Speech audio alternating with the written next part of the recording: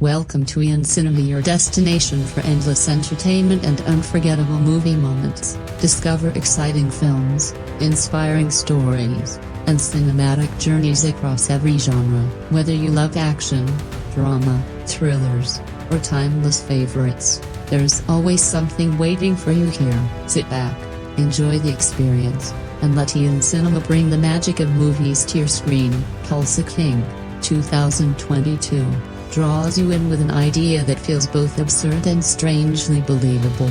A seasoned New York mobster, hardened like cast iron and freshly released from prison, trying to build a new criminal empire in a place filled with weed dispensaries, prairie winds, biker gangs, and people who couldn't care less where you used to see it as long as you pay for your beer.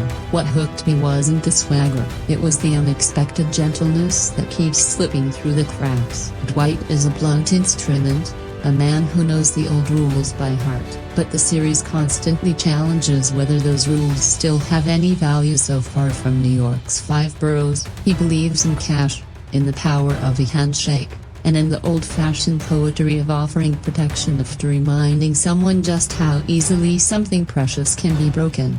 But in Tulsa, cash has gone digital.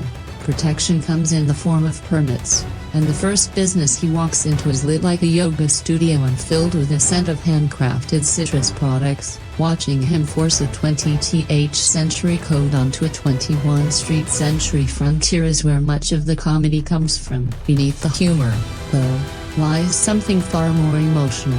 After spending 25 years behind bars, he's been free for barely 48 hours when he realizes the world never stopped to wait for him.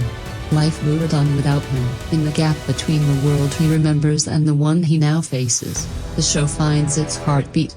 The central performance is remarkably restrained. Dwight says far less than you'd expect, speaking with a deliberate rhythm, a man who savors every word. His posture tells its own story, broad shoulders without unnecessary tension, a chin held just a little higher than needed, and hands that seem equally capable of breaking your nose or carefully pouring you a drink. Yet this isn't a performance trapped in nostalgia. There's a playful self-awareness beneath it, a willingness to laugh at the mythology surrounding a man like him. When he meets a young man driving a battered car with more loyalty than common sense, he recognizes a younger version of himself, even if he'll never admit it. When he studies the owner of a spotless dispensary, he's calculating profit margins, but he's also recognizing the quiet loneliness of someone who has to pretend confidence while hiding fear. That's the show's greatest pleasure. It allows its familiar archetypes room to breathe. A battle-worn veteran running a neighborhood bar isn't simply a bartender. He is someone quietly searching for redemption, only to be pulled back into chaos again and again. The woman who represents both comfort and danger isn't reduced to a cliché copyright either. She's a professional with a badge, a complicated past, and the kind of presence that could kiss you like the world is ending, then be the one responsible for ending it. At first glance, the story appears to be about building a criminal empire. In reality, it's a slow search for trust. Dwight gathers a driver because nobody gets anywhere alone. He recruits someone to manage the money because power means little if it can be measured. He adds muscle for the meetings where words alone won't settle the issue.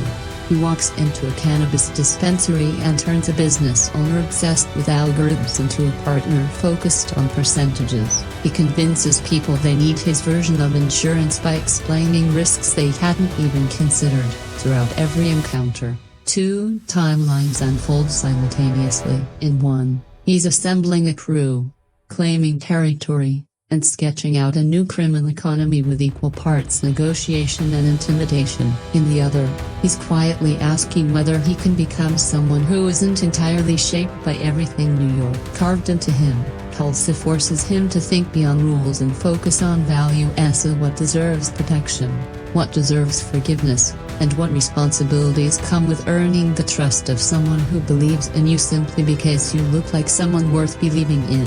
The fish-out-of-water comedy is obvious. The jokes practically write themselves as a man raised in the era of paper envelopes stuffed with cash collides with QR codes, influencer culture, and the polished corporate image of modern business, but the series never turns him into a caricature. Instead, it reveals the sharp instincts beneath his outdated habits. He reads a room faster than most professional poker players, within moments.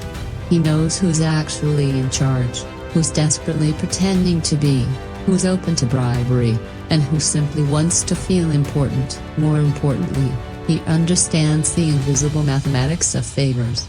He knows that a small act of kindness performed publicly can create a greater debt than a much larger favor done in private. He understands that a perfectly timed apology can be just as effective as a threat. Yet for all his instincts, he fails to recognize the danger that arrives disguised as family. The world he left behind doesn't send only memories, it sends whispers, orders, and a looming thread carried by a man with the ruthless confidence of a prince who inherited power without fully earning it. Those growing tensions from New York linger at the edge of every bright Tulsa day, and when they finally erupt, you realize exile was never a vacation, it was a test. Running alongside the power struggles is a deeply personal story about fathers and daughters. After all, White sacrificed 25 years of his life for loyalty that no longer feels as noble when viewed from the outside. During those lost years, his daughter grew up while he counted endless days behind prison walls.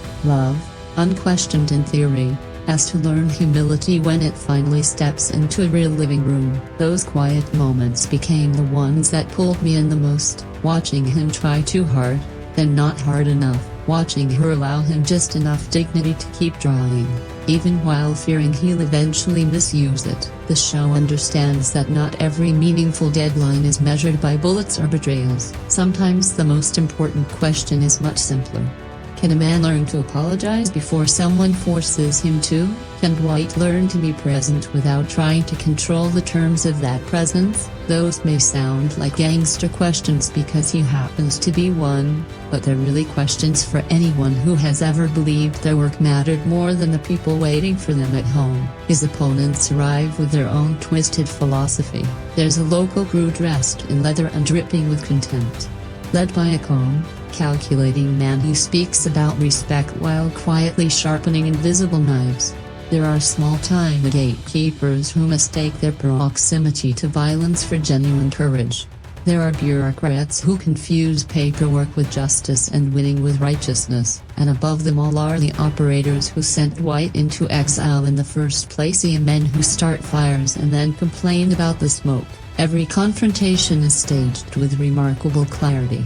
When fists fly, every punch has weight and purpose. When gunfire erupts, it doesn't feel like a flashy music video, it sounds deafening and painful. Car chases unfold on streets that feel like real places, not oversized stunt sets built for spectacle. Yet the action never overshadows the conversations that truly matter. Some of the show's greatest battles happen across tables rather than battlefields. A subtle tilt of the jaw, a refusal to sit first, or a smile that quietly says, "I know your secret, and I'm willing to keep it for a price." Those moments carry just as much tension as any shootout. The humor serves as both relief and reflection. Dwight still calls things by the names they had when he went to prison, while everyone around him gently corrects him with the kind of patience usually reserved for elderly relatives or dangerous men. He learns the cost of a latte and tries not to look personally offended by it. He walks into a cannabis dispensary as though it's simply a bank with brighter lighting. He flirts with an authority figure without even knowing her first name until it finally matters, and the chemistry works because both characters are smarter than their worst instincts. The comedy never excuses the violence. Instead, it reminds us that everyone in this world is constantly negotiating the terms of survival. If you can laugh at the absurdity of starting over at an age when most men are pretending their knees don't ache, you'll never survive long enough to face life's harder decisions. Running beneath it all is a distinctly American dream, the belief that something valuable can be built where others see nothing at all. Dwight looks at an abandoned strip mall and sees opportunity. He looks at a ranch and sees another line in the ledger. He looks at a young man whose father has become more ghost than guide and sees a chance to repair a mistake he could never fix within his own family. In another series, this could have become sentimental. Here, it remains practical. Every new venture is backed by careful calculation, and every act of kindness is measured against the risks it carries. He's generous when it earns loyalty, kind when it secures silence, and ruthless when a message needs to spread quickly. Yet beneath all of that, you sense a man who genuinely wants to become better than the sum of his methods. He enjoys mentoring. He likes believing that his influence might expand a young person's future instead of limiting it. For perhaps the first time in years, he's no longer bored by the possibility of becoming decent. But the old world never forgets the people who once fed it. Phone calls from back east carry that familiar, icy politeness that always signals betrayal. Old associates return demanding tribute while hiding behind the language of brotherhood, and the person Dwight is most tempted to trust turns out to have motivations fundamentally at odds with his own. The show is clever about revealing its biggest twists. It hides them behind doors we've already passed. A casual act of kindness becomes a setup. A thoughtful gift becomes incriminating evidence. A gesture of reconciliation quietly transforms into a declaration of war. That final reversal is the one that makes you lean back in disbelief. It works because it grows naturally from the character's moral choices rather than mechanical plot tricks. We believed Dwight could change. We simply forgot how many people needed him not to. All of this is wrapped in a visual style that flatters its star without ever pretending he's something he isn't. The camera loves Sylvester Stallone's face the way a city loves its oldest bridge. It notices every wrinkle and treats each one as evidence of a life fully lived. Tulsa itself is filmed with the sweeping grandeur of classic westerns. The wide skies make ordinary men seem honest, while the glowing streetlights make even small crimes feel strangely operatic.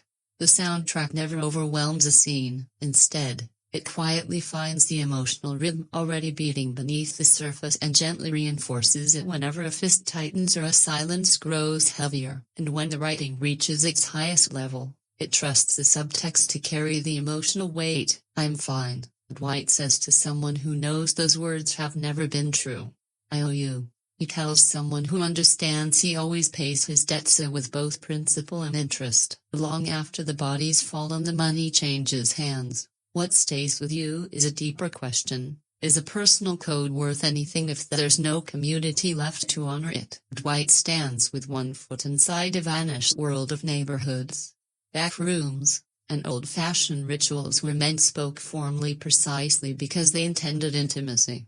His other foot rests in a modern landscape where even organized crime comes with HR departments, branding strategies, and mission statements. He can no longer be the man he once was. Yet he refuses to become the man the present demands, so he creates something entirely new. He builds a family from misfits, professionals, dreamers, and people with nowhere else to turn. Then he teaches them his simple code: don't steal from your own. Don't lie unless there's truly no better choice. Don't break what you can bend, and above all, keep your word, especially when it costs you something. If that sounds old-fashioned, the show almost dares you to admit how badly you've missed hearing someone believe it. By the time the first season reaches its closing chapters, the balance sheet feels both complete and unfinished. His new enemies know exactly who he is.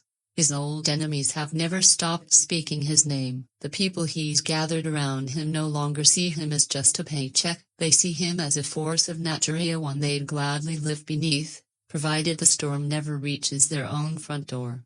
And Dwight himself learns, slowly and awkwardly, with a stubborn grace that defines him, that strength isn't always the same as victory. Sometimes strength means refusing to answer the phone. Sometimes it means sitting quietly at the family table and listening instead of trying to repair years of absence with a few clever words. Sometimes it means willingly walking into a trap because someone you love is already in city and trusting yourself to teach the trap a lesson before you leave. The season ends with an image I still can't shake. Not a gun. Not a suitcase full of cash. Just a face. It's the expression of a man who has suddenly realized the only person capable of truly hurting him has decided to try. For a brief second, he's frozen. Then he smiles, not because he's happy, but because the rules have become clear again. That's the central paradox of Tulsa King. The simpler the moral equation becomes, the messier life grows. In a city that neither knows nor cares about his past, Dwight writes himself a new story in real time, speaking a language that first sounds like a threat until you realize it's actually a promise. And if you ask why I kept pressing next episode, it's because I wanted to know whether a man built by yesterday could still build tomorrow. That question felt bigger than survival. The answer isn't simply, and that's exactly why it's worth watching. The plot, especially across the first half of the season, unfolds like both a steady climb and an occasional stumble. We first meet Dwight, a weathered mafia cop freshly released from prison, arriving in Tulsa like a man stepping off a boat from another century. He surveys the unfamiliar landscape, searching for an opportunity to claim as his own. His first major encounter is as funny as it is blunt. He walks into a marijuana dispensary, studies the colorful jars and the young man behind the counter, and within minutes decides he owns 20% of the business. There are no negotiations, no presentations, and certainly no "let me think about it." It's pure instinct, shaped by decades in a world where protection meant profit and hesitation signaled weakness. From that bold move, the story begins to branch out. A passing stranger becomes his driver simply because he happened to be in the right place at the right time. A partnership forms with an eager entrepreneur who gradually discovers that power is surprisingly appealing. One small-time hustle leads to another, each carrying the scent of old-school organized crime wrapped in modern packaging. The show's comedy constantly blends with its underlying menace. Dwight recruits muscle not because he needs it immediately, but because he knows trouble is inevitable. He sizes up the local biker gang like a gambler reading a bad hand. Dangerous enough to cause chaos, yet disorganized enough to be bought, manipulated, or crushed. Each episode places him against another piece of modern America that has no idea what to make of him. There's the bank questioning his suspicious cash deposits, the police officer who can't decide whether to arrest him or have a drink with him, and his daughter, who has spent years building a life without him and recoils whenever he tries to step back into it as if nothing ever happened. These aren't simply obstacles, they're reflections of who he is. Every time Dwight tries to enforce the old mafia code, he's reminded how out of place it looks in a city filled with yoga studios, digital payments, and practical cowboy sensibilities. By the season's midpoint, his influence spreads across Tulsa like an approaching storm. The dispensary flourishes under his protection, but success naturally attracts attention. The biker gang begins pushing back, testing his authority, and the resulting confrontations carry real weight, making every punch feel like another punctuation mark in an increasingly heated argument. At the same time, Dwight assembles a makeshift family built on loyalty and necessity. His young driver begins to see him as the father figure he never had. The dispensary owner discovers an unexpected thrill in living dangerously. Even people who initially feared or disliked Dwight slowly admit that life under his protection feels strangely secure. Yet New York never truly lets him go. Phone calls from his former crime family serve as constant reminders that exile is never clean. The organization he once sacrificed everything for now views him as unfinished business. The new generation wants him either under control or dead. That tension drives the story forward. Can Dwight build something lasting in a city that never asked for him? And can he ever escape the debts of loyalty that followed him out of prison? Every conversation, every business deal, and every quiet smile exchanged across a bar feels like it could explode into violence without warning. But beneath the threats and brutality lies the season's true emotional core. Dwight's slow, awkward, and deeply painful attempt to reconnect with a daughter who still doesn't know how to forgive him. That relationship is the heartbeat beneath all the gunfire. It's what transforms Tulsa King from a straightforward mob drama into the story of a man trying to discover whether built by blood or by choice he can ever be rebuilt after 25 lost years. The second half of the season tightens every thread until the inevitable collisions become impossible to avoid. By this point, Dwight's operation in Tulsa is no longer an experiment. It's a fragile kingdom. The dispensary is thriving. Money is flowing, and his organization functions more smoothly than he would ever admit aloud. His driver has evolved from loyal helper into someone who feels almost like a son. The network of legitimate businesses and criminal connections he's assembled gives him the comforting illusion that he's finally built something permanent. But permanence is exactly what his past refuses to allow. The calls from New York stop sounding like routine updates and begin resembling ultimatums. Old associates, ambitious younger gangsters, and bitter heirs circle around him, determined to remind him that no criminal empire is ever truly independent, not even one built on the quiet streets of Oklahoma.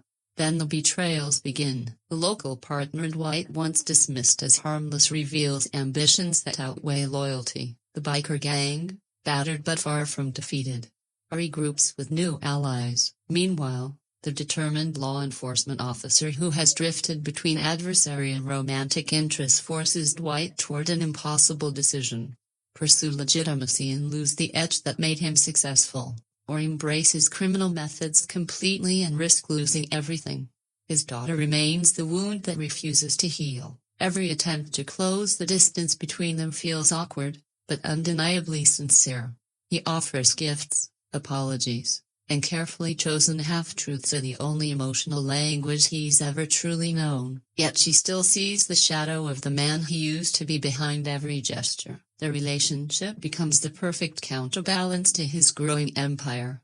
The more powerful Dwight becomes, the less likely it seems that he'll convince her he isn't destined to repeat the same mistakes that destroyed their family decades earlier. The violence escalates with almost ritual precision. Drive-by shootings and bar fights give way to carefully planned attacks. Every confrontation carries emotional weight because each act of violence grows from broken trust as much as strategic necessity. Every punch reflects a betrayal.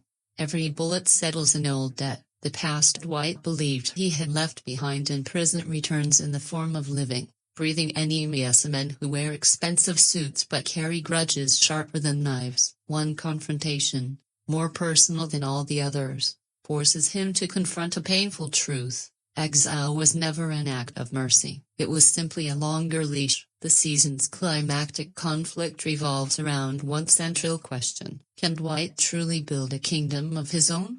Or will he always remain chained to the criminal machine that created him? Then comes the final betrayal from within the very circle he built. The person he trusted most, the one whose loyalty seemed genuine, becomes the knife in his back. That twist isn't merely shocking, it's deeply thematic. Despite all his experience, all his instincts, and all his talk about loyalty, Dwight still cannot distinguish between someone who obeys him out of fear and someone who genuinely cares about him. That realization explodes in the closing episodes. His empire still appears solid from the outside, but at its foundation, everything has begun to crack. The man who arrived in Tulsa convinced he could write his own rules discovers that rules built on fear are never as strong as they seem. The season finale refuses to wrap everything up neatly. Instead, it deliberately leaves loose ends hanging. His crew remains together, but their trust has been shaken. His daughter is still in his life, but their relationship remains fractured. His enemies, both in Tulsa and back in New York, are still standing, and they're more determined than ever.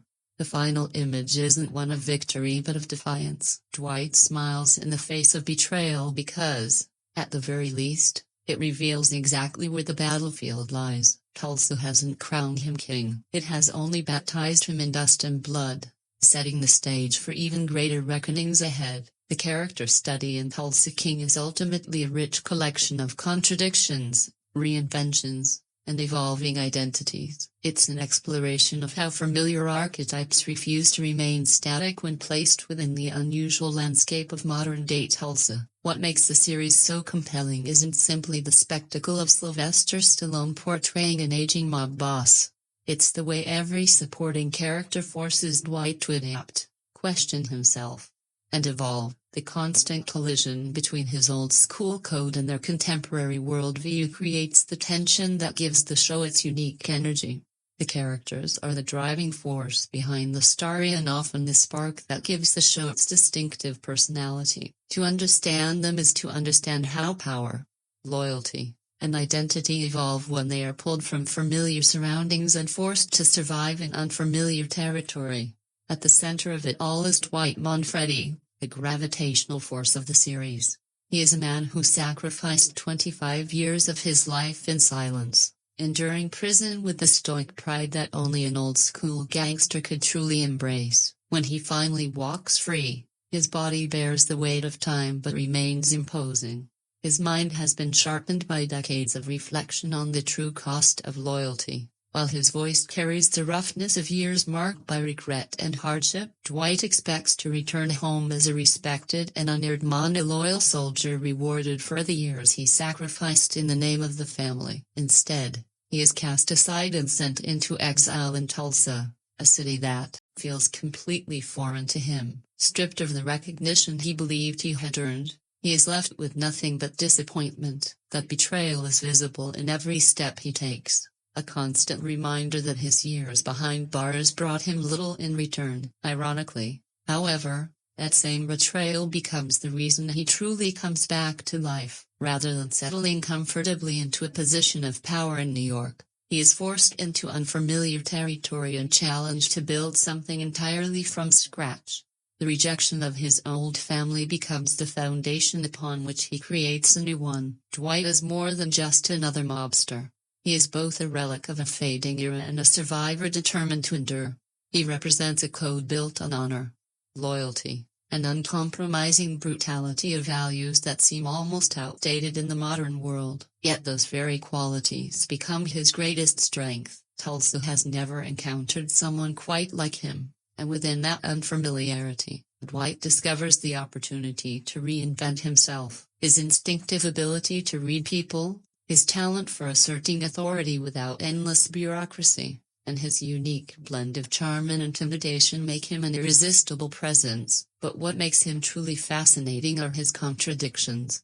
He is ruthless yet compassionate, manipulative yet remarkably honest, controlling yet deeply hungry for genuine human connection. His relationship with his estranged daughter exposes the emotional cracks beneath his hardened exterior. Here is a man capable of intimidating violent bikers and shaking down business owners without hesitation, yet he becomes visibly vulnerable when confronted by the pain in his daughter's eyes. Throughout the season, Dwight's journey becomes a study of adaptation. Can an old-school mobster embrace a changing world without losing the principles that define him? More importantly, is he willing to soften those principles if it means rebuilding the relationship with a daughter who no longer trusts him? Next comes Tyson, the young driver Dwight recruits almost on impulse.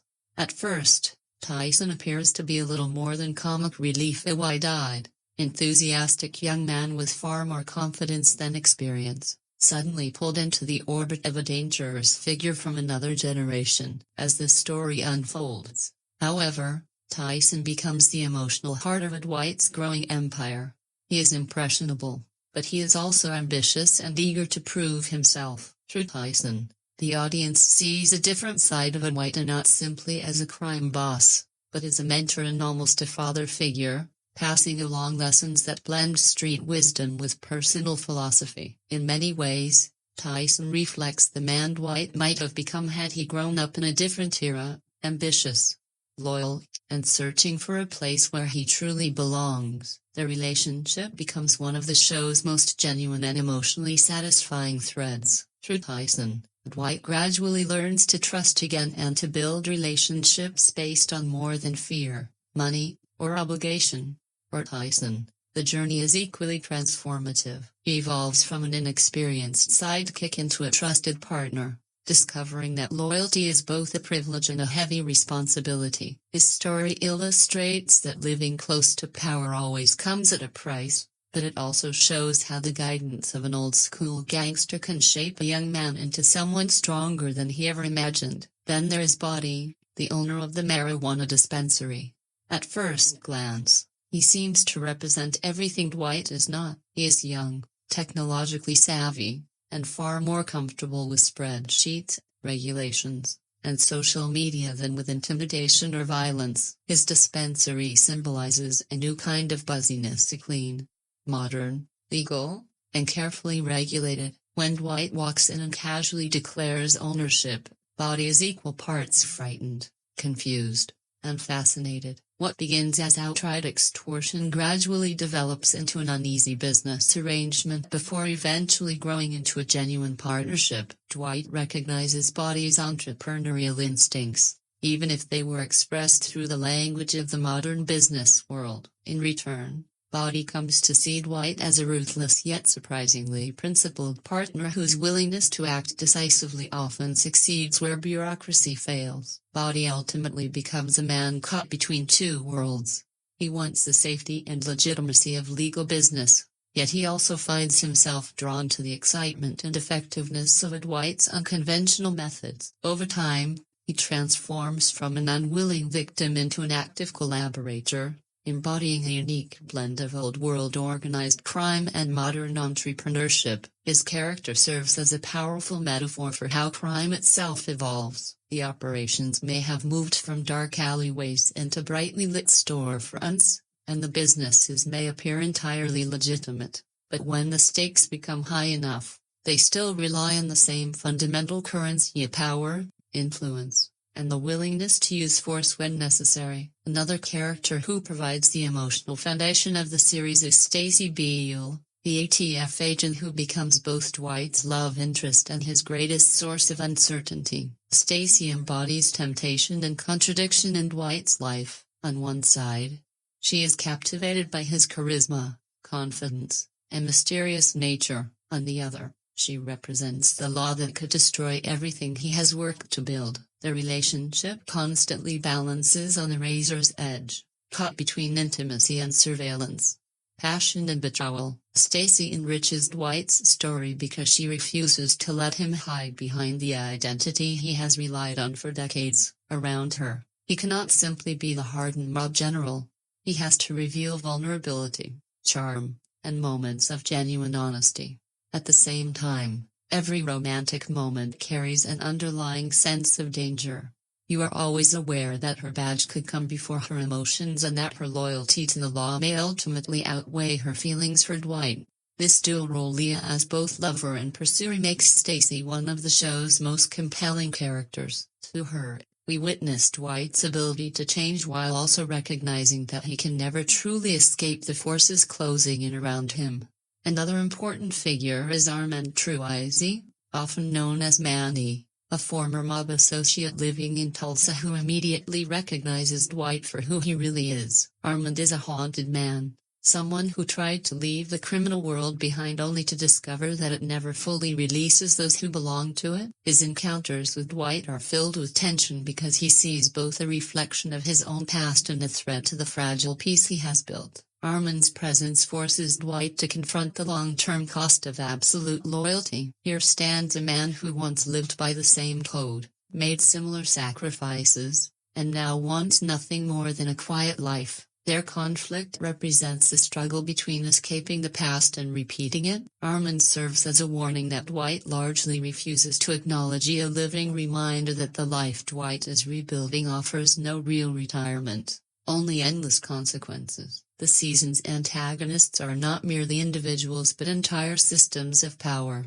The biker gang led by Waltrip becomes one of the strongest opposing forces to Dwight's growing empire. They represent chaos, raw, reckless violence without principles or discipline. Their version of criminality depends on fear rather than respect. Dwight's confrontations with the bikers highlight the contrast between traditional mafia values and the lawless brutality of modern outlaw gangs. While Dwight imposes order, however ruthless it may be, the bikers thrive on destruction and disorder. Their rivalry becomes almost philosophical, asking whether true power comes from maintaining control or simply spreading terror. Ironically, Dwight's old-school methods often appear more honorable than the bikers' senseless violence. Rather than serving as ordinary villains, they become a measuring stick for Dwight's evolving moral code. At the emotional center of the series is Tina, Dwight's estranged daughter. She represents the wound he cannot heal, the pain that keeps him human even when everything else pushes him toward emotional detachment. Their relationship is a deeply moving exploration of broken trust. Tina grew up without her father and built a life that no longer has room for him. Now she faces the impossible challenge of reconciling the man who abandoned her with the father who desperately wants another chance. For Dwight, every conversation with Tina is more intimidating than any confrontation with his enemies. He can outsmart rivals, battle biker gangs, and survive betrayal, but he cannot force his daughter to forgive him. Their scenes are tender, emotional, and filled with words left unsaid. Tina forces Dwight to question whether his loyalty to the mafia was ever worth sacrificing his own family. To her, the series grounds its violence in universal emotions and the longing for reconciliation, the fear that some wounds never truly heal, and the bittersweet reality that love cannot erase years of absence. Beyond its central cast, Tulsa King fills its world with memorable supporting characters who add warmth, humor, and authenticity. Bartenders, small-time criminals, local entrepreneurs, and everyday residents each contribute another layer to the city's personality. One of the most fascinating aspects of Dwight's journey is how quickly he adapts to this unfamiliar environment.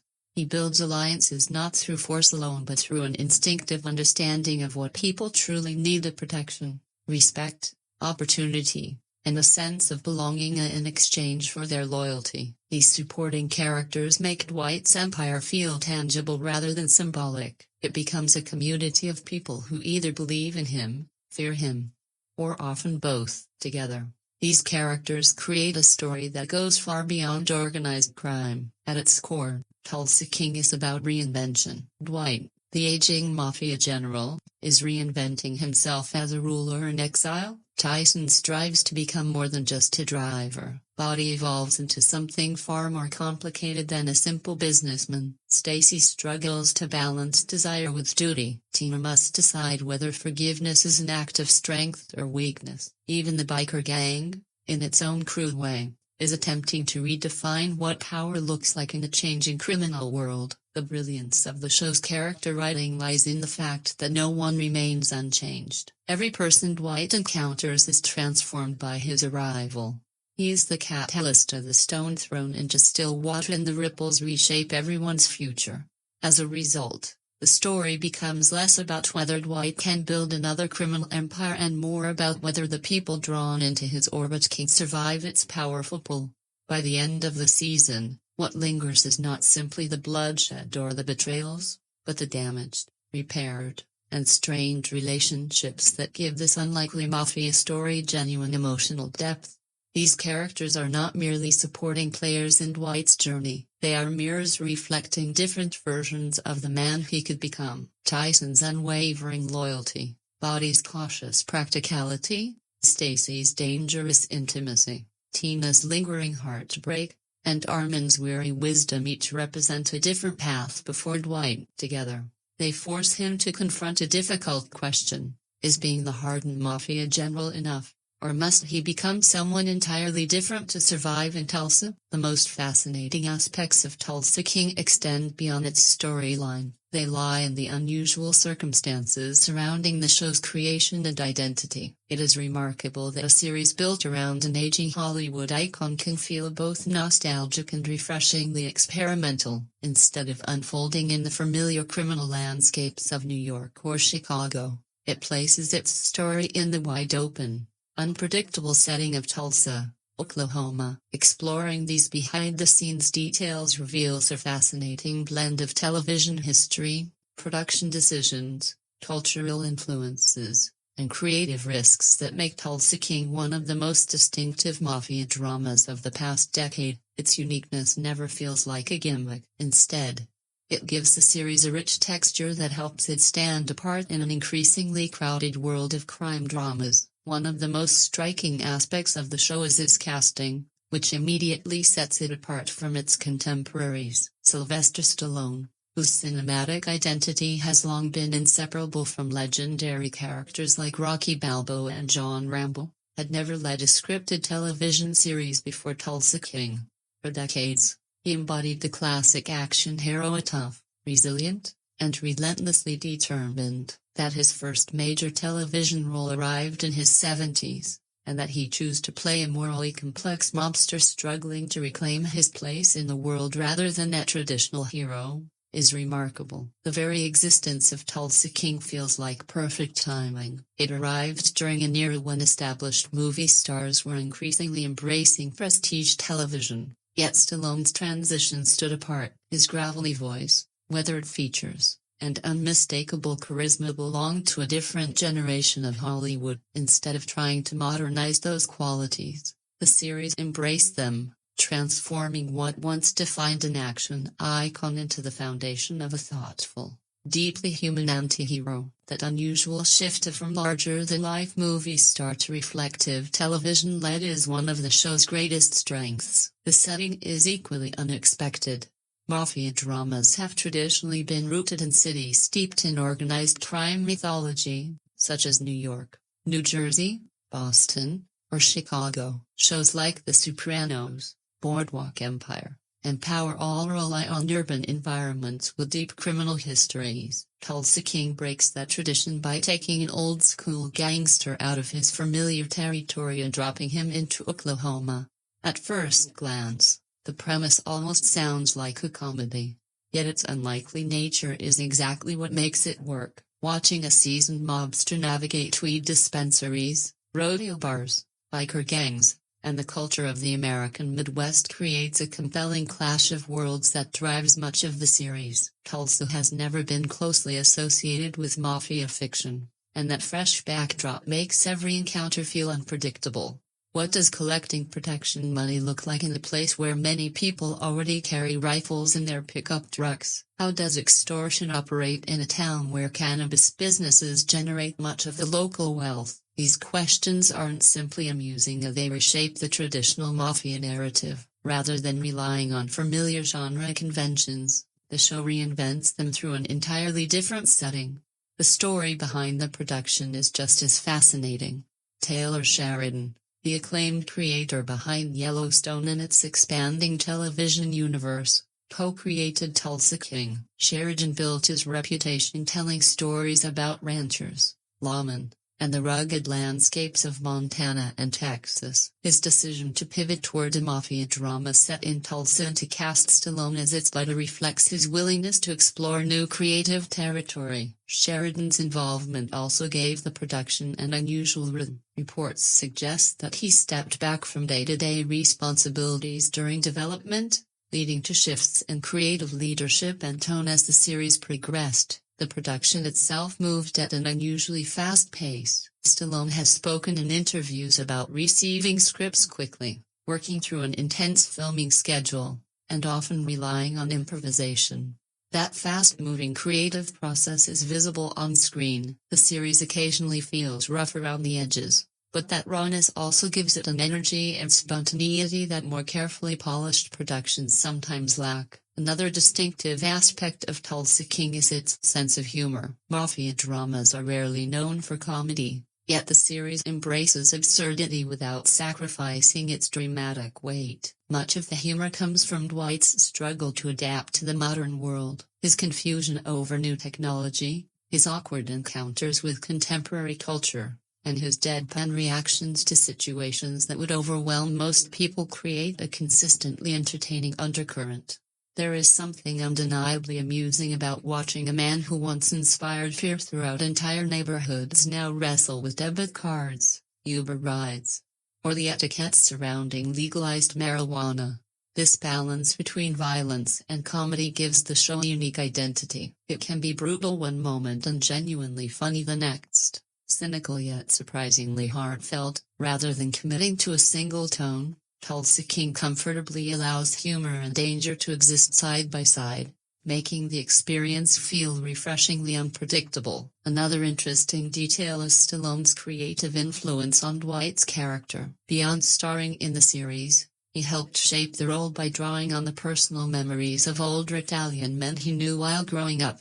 He blended those observations with his own thoughts about aging, regret, and legacy, creating a character who often feels deeply personal. Perhaps the most intriguing aspect is that Stallone, a performer, is celebrated for portraying seemingly invincible heroes who chose instead to embrace vulnerability. Dwight's longing to reconnect with his daughter, his struggle to understand a rapidly changing society, and his disappointment with betrayal all reflect universal fears that come with growing older. At times, the line between actor and character becomes blurred, giving the performance an almost autobiographical quality that adds another layer of depth to the series.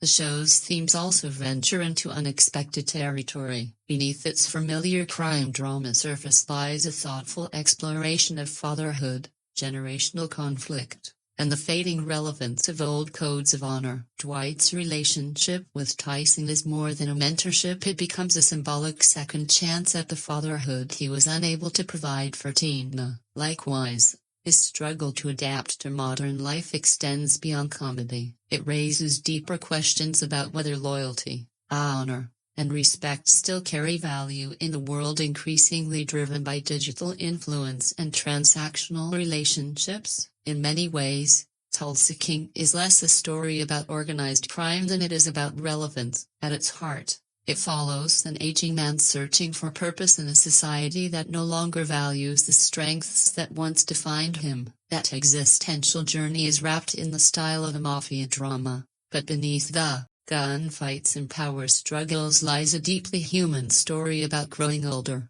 adapting to change, and finding meaning in an unforgiving world. Even the production itself contributes to the show's distinctive character. Its unconventional development, shifting creative direction, and fast-paced production process all add to the feeling that Tulsa King is unlike any traditional mafia series. Those imperfections ultimately become part of its identity, giving the show an authenticity and unpredictability that make it stand out within the genre. Filming Tulsa King on location in Oklahoma, rather than using another city as a stand-in, gives the series a level of authenticity that is rare in modern crime dramas. Tulsa's expansive skies, quiet streets, and understated architecture become more than just a backdrop, they develop into characters with their own presence, shaping the mood and identity of the story. Sylvester Stallone has openly acknowledged that filming the series was physically demanding. The intense Oklahoma heat,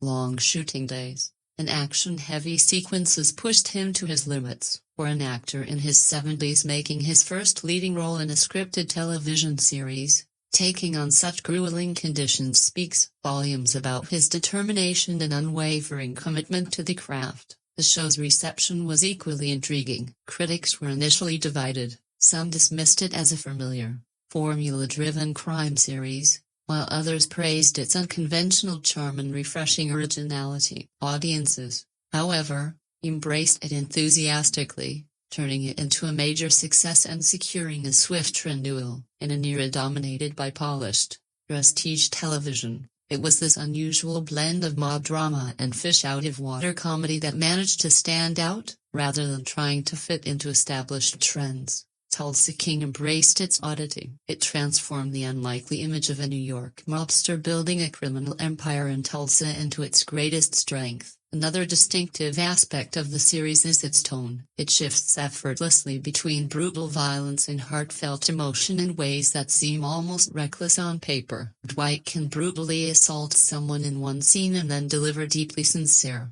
almost poetic reflection on family in the next. Such dramatic tonal shifts should feel jarring, yet they somehow work. The secret lies in the show's emotional honesty. It trusts its audience to accept contradictions, to laugh one moment and feel genuine sympathy the next. This willingness to embrace tonal inconsistency is increasingly uncommon in television, where branding often favors consistency above all else. Tulsa King stands out precisely because it refuses to fit into a neat category. Perhaps the most fascinating aspect of the series is what it reveals about Stallone himself. Watching Dwight navigate an unfamiliar Tulsa feels remarkably similar to watching Stallone enter the world of television late in his career. Both are seasoned veterans stepping into unfamiliar territory. Both are underestimated by younger generations, yet both prove they still have something valuable to offer. In many ways, the series becomes an allegory for Stallone's own career, a man refusing to fade quietly, determined to remain relevant in an industry that has evolved around him. This blurring of actor and character, fiction and autobiography, elevates the show beyond a simple crime drama and gives it surprising emotional depth. When you consider all of these unusual elements of the casting, the setting, the production story, the unpredictable tone, and the deeper thematic layers, it becomes clear that Tulsa King thrives because of its uniqueness. It is not trying to be the perfect mafia drama or a flawless comedy. Instead, it aims to be something entirely its own, a series that could only exist with Stallone at its center and Tulsa as its unexpected stage. That refusal to follow familiar rules is its greatest strength and the reason it remains memorable long after the final credits roll. Examining Tulsa King from a critical perspective requires stepping back from its action, humor, and emotional moments to consider its place within the broader landscape of television, popular culture, and the long tradition of gangster storytelling. What makes this analysis especially rewarding is that the series is fully aware of its own unusual identity. It knows it is telling a mafia story not in the dark streets of New York, but beneath the wide-open skies of Tulsa. It also recognizes the significance of casting an action icon in his 70s as its leading man. These unconventional choices have inspired a wide range of reactions from critics, audiences, and cultural commentators, producing opinions that range from skepticism to enthusiastic praise. To understand these perspectives, it helps to recognize the many identities the series embraces. It is simultaneously a fish-out-of-water comedy, a mafia family drama, a modern western infused with reflections on aging and relevance, and a meta-commentary on legendary actors adapting to an evolving entertainment industry. One of the most common critical discussions centers on the show's displacement of the traditional gangster genre. Classic mafia stories have long flourished in dense urban settings, where secrecy, corruption, and family legacies naturally intertwine. Relocating that world to Tulsa fundamentally changes the dynamic. The open landscapes replace dark alleyways, and the local residents are far less intimidated by an outsider who lives by an old-fashioned criminal code. Many critics argue that this change refreshes the genre by forcing it into unfamiliar territory. The image of a seasoned mob capo attempting to extort the owner of a cannabis dispensary in a rapidly changing legal environment creates opportunities for satire and dark comedy. Others, however, believe the relocation diminishes the mythic weight traditionally associated with gangster stories. From that perspective, Dwight's criminal empire in Tulsa can feel less like an inevitable rise to power and more like an elaborate performance, as though he is playing the role of a mob boss rather than naturally inhabiting it. Yet, the counter-perspective insists that this very absurdity is the point. The mafia code has always been performative via placing it in an environment where no one cares highlights how much of it is computer. Another critical lens comes from the Stallone factor. For decades, Sylvester Stallone embodied indomitable masculinity in cinema. Seeing him as Dwight the General, Manfredi and Vitessa readings about aging, reinvention, and vulnerability.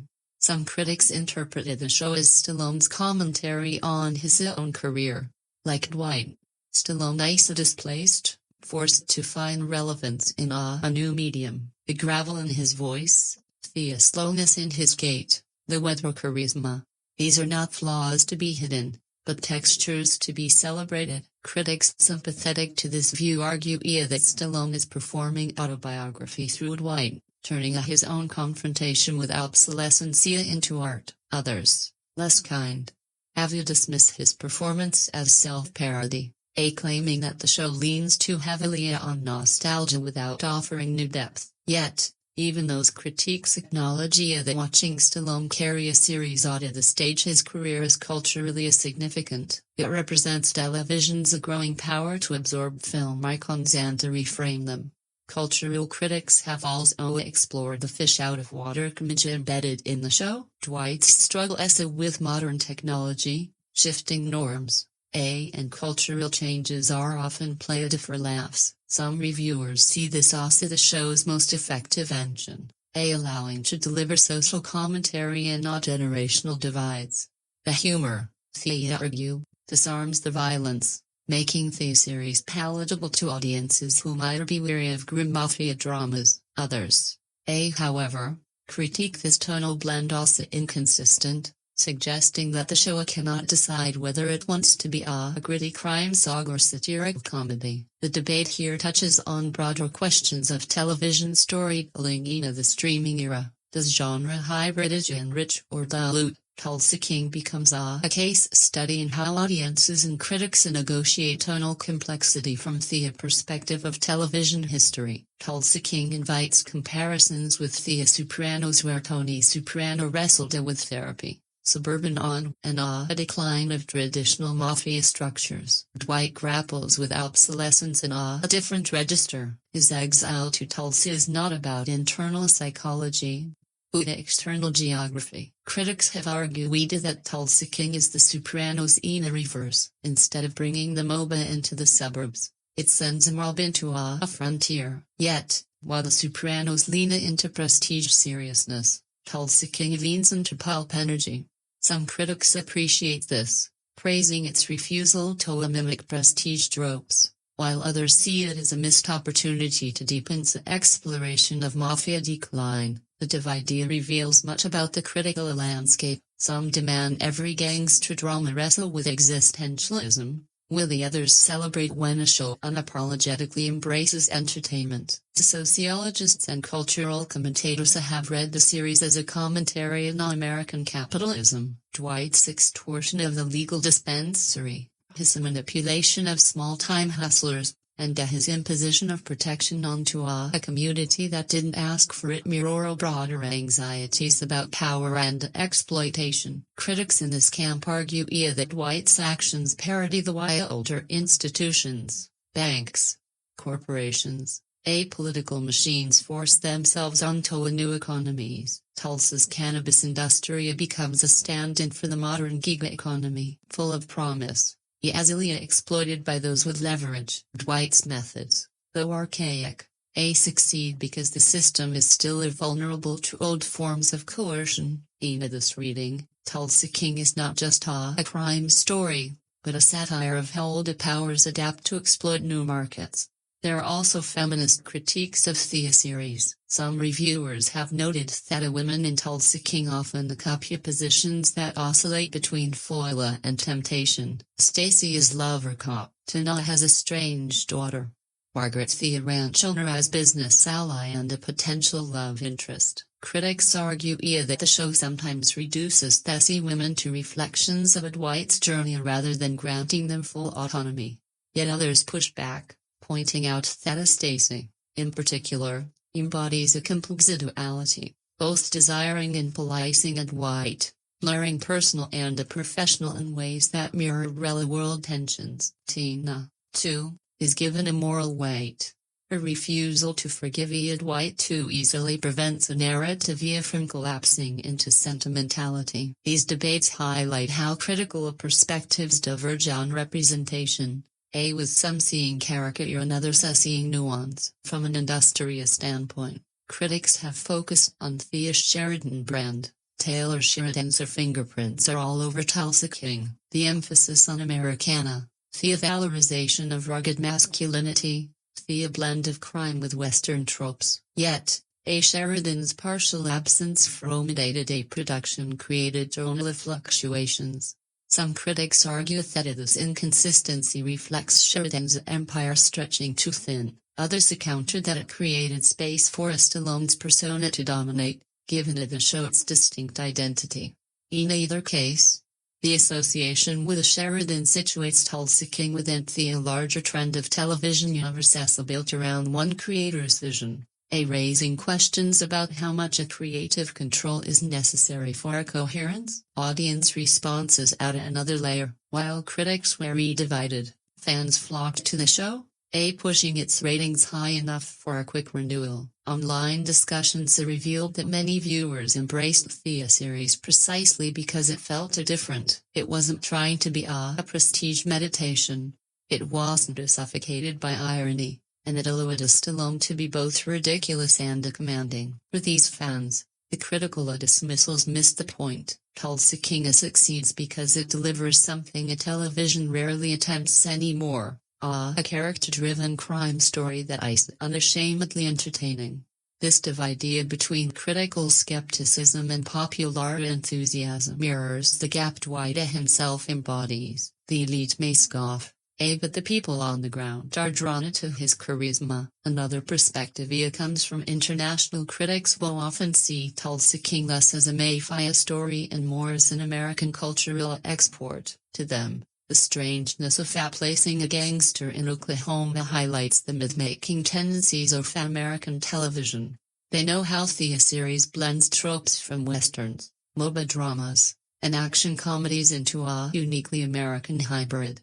For the critics, the show is less about the mafia and more about America's ongoing obsession with reinvention. The idea that even in exile, even in decline, a man can rebuild an empire if he has enough charisma and violence. Finally, there's the metacritical perspective that treats Tulsa King as a commentary on legacy and relevance, not just for Dwight, but for Stallone, for Sheridan, for television itself. In this view, the show asks, what happens when old myths collide with new realities? Can the gangster survive in a world of dispensaries and digital transactions? Can Stallone remain iconic in a medium that now demands vulnerability as much as strength? Can television crime dramas find new life outside the shadows of Sopranos? Critics adopting this lens see Tulsa King as imperfect but valuable, a series that experiments with hybridity in ways that open new possibilities for a genre. Taken together,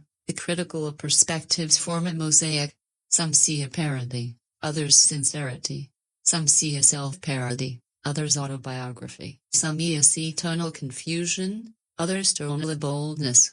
What unites them is an acknowledgement that Tulsa King is not a business as usual. It resists neat categorization, and in the resistance, it provokes debate. Whether critics celebrate or dismiss it, they agree that it is strange, compelling, and culturally significant in ways that exceed its narrative. Like Dwight himself, the show forces people to reckon with it, to decide whether it is an anachronism, an experiment, or a reinvention. The answer, of course, is that it is all three, and that hybridity is exactly what gives it life.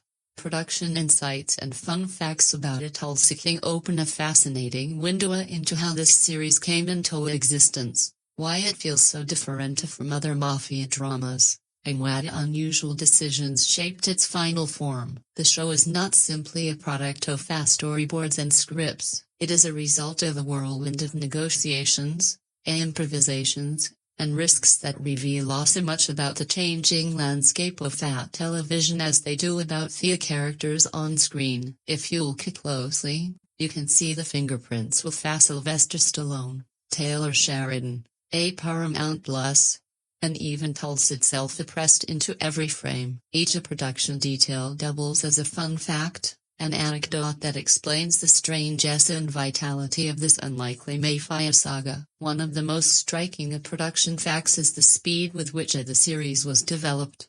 Taylor Sheridan, who had already built an empire with Yellowstone and spin-offs, reportedly pitched the concept of Tulsa King to Paramount in a single meeting. The idea, what if a mobster gets exiled to Oklahoma and builds a new empire, was so immediately compelling that Paramount fast-tracked it. What's unusual here is a timeline. Stallone was approached, scripts were commissioned, and production began within months. In an industry where shows often simmer in development for years, Tulsa King came together almost recklessly fast. Stallone himself later joked in interviews that the passion was so relentless, he sometimes didn't know what episode he was shooting. That breakneck development cycle is both a fun fact and an explanation for the show's raw, slightly improvisational energy. Then there is a Stallone factor. Fun fact, Tulsa King is Sylvester Stallone's first leading role in a scripted television series. This is remarkable when you consider that Stallone's career spans over 5 decades, from the underdog triumph of Rocky in 1976 to the relentless violence of Rambo and beyond.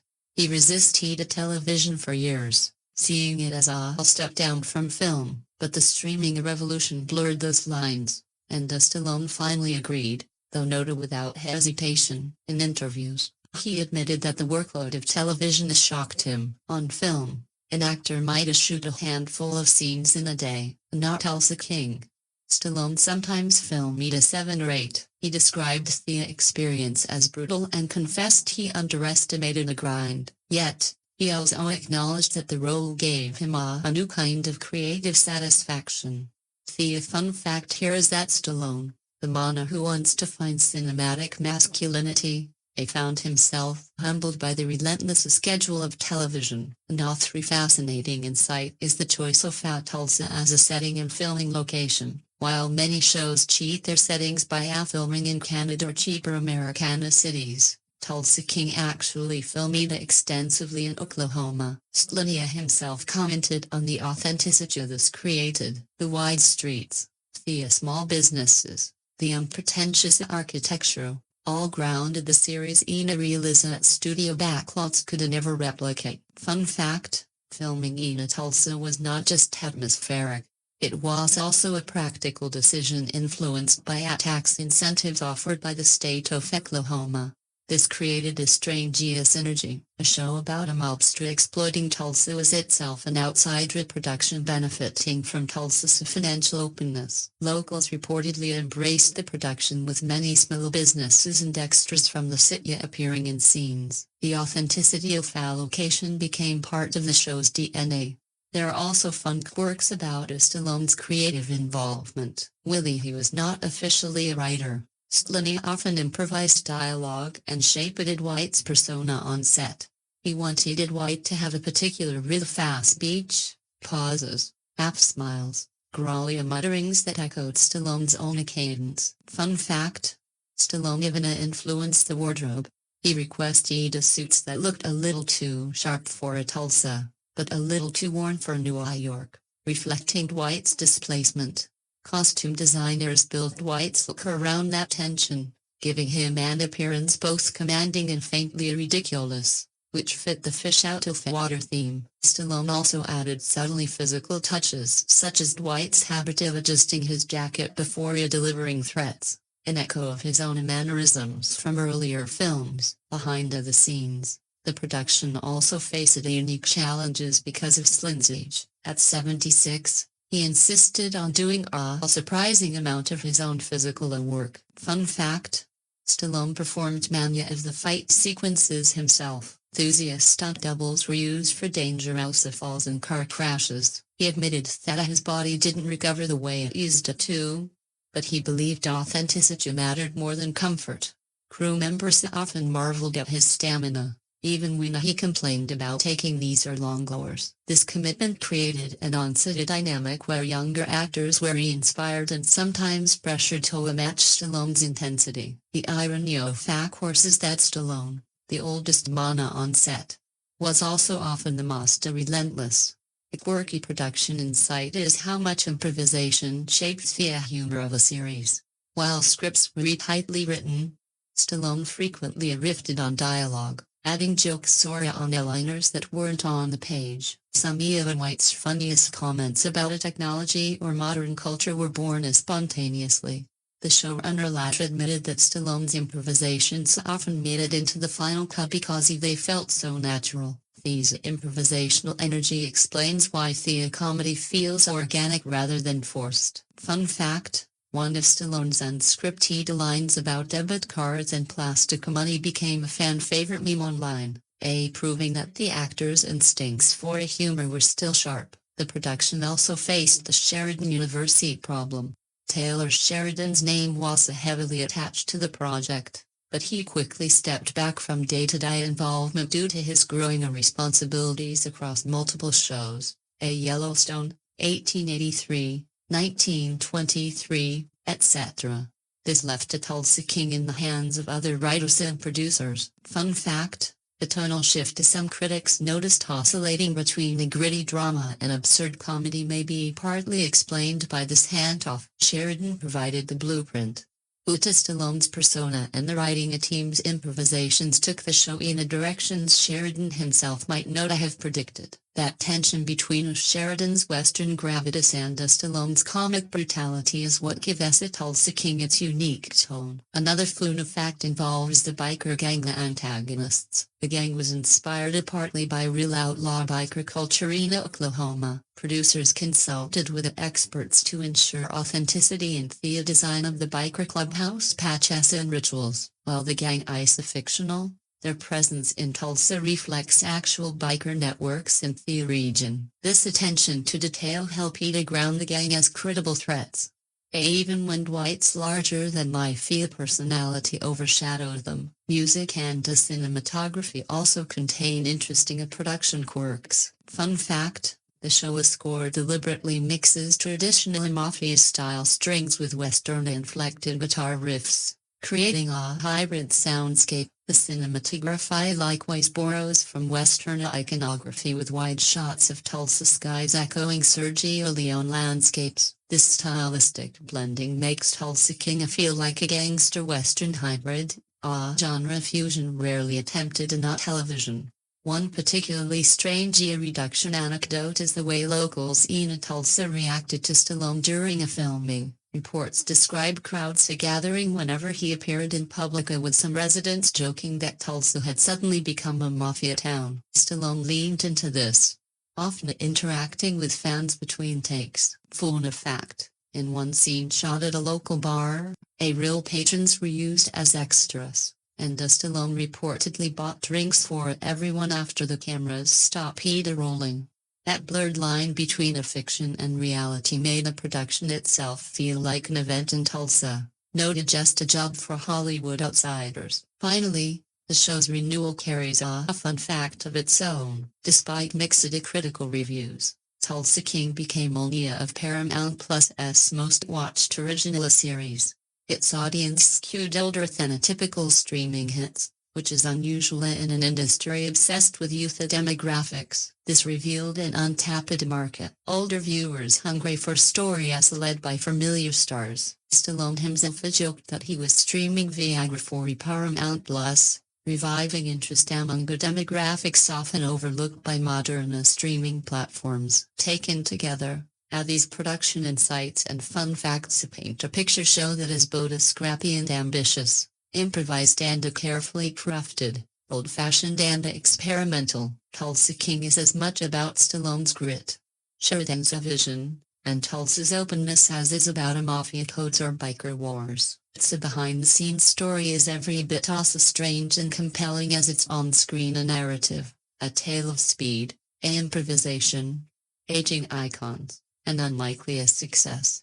The setting and cinematic elements of Tulsa King are among the most distinctive aspects of the series because they reshape what we expect a mafia drama to look, sound and feel like. Traditionally, the gangster genre has been rooted in shadowed streets, claustrophobic apartments, and neon-soaked nightclubs, settings that visually reinforce the secrecy and density of organized crime. But here, the show makes a startling choice to situate a hardened New York mobster in the sprawling openness of Tulsa, Oklahoma. This displacement creates not only narrative tension, but also an entire aesthetic reorientation. To talk about the setting of Tulsa King is to talk about how geography, architecture, color, and sound reinvent the way we perceive power, loyalty, and violence. Let's start with Tulsa itself as a setting. It is not a city that carries the mythic weight of New York or Chicago in the mafia imagination. Instead, it brings with it a different cultural palette: wide streets, strip malls, bars with neon beer signs, quiet neighborhoods punctuated by pickup trucks, and endless skies that stretch like promises no one knows how to keep. The contrast is immediately visual. Dwight the General Manfredi in his sharp but slightly outdated suits looks almost alien against this backdrop. Where New York's architecture swallows men whole, Tulsa's openness exposes them. Every confrontation feels more public, every act of violence less hidden. The camera leans into this contrast, often framing Dwight against the broad horizons or isolated streets to emphasize his displacement. In New York, a mobster can vanish into crowd. In Tulsa, he sticks out like a monument. Cinematically, The show draws on Western iconography to underscore this new terrain. Wide shots of Oklahoma Plaza echo the language of classic Westerns, a reinterpreting Dwight not as a gangster hiding in shadows, but as a gunslinger staking a claim. The saloon-like bars, at the biker hangouts, even the rancho landscapes reinforce this hybrid identity. Tulsa King is as much a Western as it is a mob story. The fauna lies in the fusion scenes that might otherwise feel generic in New York. A shakedown at tense meeting becoming uncanny in Tulsa, framed by skies that recall Sergio Leone or John Ford more than Martin Scorsese. The series thereby creates a new cinematic language for gangster tales, borrowing heavily from the Western to show what happens when an old code of honor collides with the frontier. The use of color and lighting plays into this theme of contrast. Tulsa is shot with a warm naturalistic light, sunsets the dripping orange across wide avenues, neon signs buzzing over darkened parking lots, the glow of dispensing jars filled with cannabis. In New York mafia stories, shadows are allies. In Tulsa, a light is inescapable. Dwight's world lies no longer hidden in dark corners, but exposed in a city that isn't designed to conceal him. Cinematographers frequently frame him walking in daylight, his figure outlined against white backgrounds. This has a psychological effect. Dwight is constantly vulnerable, his every move visible, his authority laid bare. The lighting becomes symbolic of his exile, the man who thrived in shadows now forced to build an empire under an unrelenting sun. Architecture is another subtle but important cinematic element. Instead of brownstones or dim restaurants, Dwight moves through strip malls, car dealerships, suburban homes, and ranch properties. These spaces like the mythic gravitas of old mafia haunts, and that's the point. The show deliberately strips Dwight of familiar architecture to highlight how alien his codes appear in these places. A dispensary with glass cases and minimalist design becomes a site of intimidation. A diner with a checker floors becomes a boardroom. A bar full of locals becomes a battlefield. The ordinariness of these settings creates a cinematic irony. Acts of violence and loyalty are staged and the space is built for banality. It reinforces a theme that Dwight is writing his own mythology in a place that has none. Music and sound design add another layer to the setting. Fun fact, the soundtrack deliberately mixes mafia-style orchestration, strings, tense piano chords with western and country inflections, guitar wangs, steady drum beats.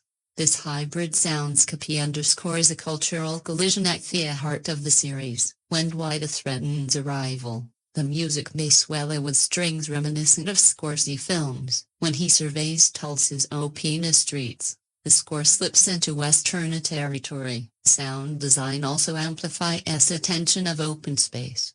The roar of motorcycles echoes across flat streets. The hum of neon lights punctuates quiet scenes and silence itself becomes a weapon. In one sequence, the quiet of a rural setting makes a sudden burst of violence feel shocking and unnatural. Tulsa is sonically live and the show leans into its auditory uniqueness. Another crucial cinematic element is the framing and camera work. Directors often frame Dwight in isolation, even when he's surrounded by others. In group shots, the camera lingers on his figure as a gravitational center, emphasizing both his dominance and his loneliness. Wide shots of him walking across parking lots or through small town streets emphasizes outside presence in space as too small to contain him. Close-ups highlight his age, the wrinkles, the weary eyes, the physical weight of decades in prison, contrasted with the youthful energy of those around him. The cinematography constantly reminds us that Dwight is both powerful and vulnerable, a man out of place yet still commanding. The show also uses violence as visual punctuation. Unlike in stylized mafia films where violence can feel sporadic, here it is blunt, sudden, and often set against mundane backdrops. A beating in a bar is filmed with intimacy, the camera tight on fists and faces, the background humming with neon signs. The confrontation with bikers takes place on roads that feel eerily quiet, amplifying brutality. The setting ensures that violence is always conspicuous, impossible to hide, and therefore more disruptive. Tulsa becomes not a stage designed for crime, but a canvas resistant to it, which makes each act of violence feel like graffiti on an otherwise ordinary surface. Dwight's personal spaces are also telling. His hotel room, Spartan and temporary, reflects his exile. This is not home. This is a place of waiting. His eventual footholds, whether in a dispensary's back room or in alliances with local businesses, are depicted as provisional, never quite secure. The production and design ensures that no space feels like Dwight's domain. Every location emphasizes his outsider status. In a contrast, the biker gang's clubhouse is claustrophobic, littered with symbols of belonging, reminding us that there are area native predators in the landscape where Dwight is still staking his claim. Even if the city's geographic anonymity becomes a cinematic tool, Tulsa is not globally iconic like New York or Los Angeles. For many viewers, it is a blank canvas. The show exploits this, allowing Tulsa to morph into whatever the narrative requires. A frontier town, a battleground, a community. The blankness also mirrors Dwight's own need to reinvent. Just as a city lacks a mythic mafia history, Dwight arrives without a legacy here. The cinematic use of Tulsa as neutral ground reflects the story's central theme, the building of something from nothing. Cinematically, the humor is also highlighted by the setting. Watching Dwight, a man from the world of mahogany backrooms and whisper deals, try to impose his will on a bright modern dispensary is visually hilarious. The contrast between a suit and the dispensary's cheerful, wellness-oriented branding creates comedy without dialogue. Similarly, placing him in suburban settings, dinners, schoolyards, supermarkets create his absurdity.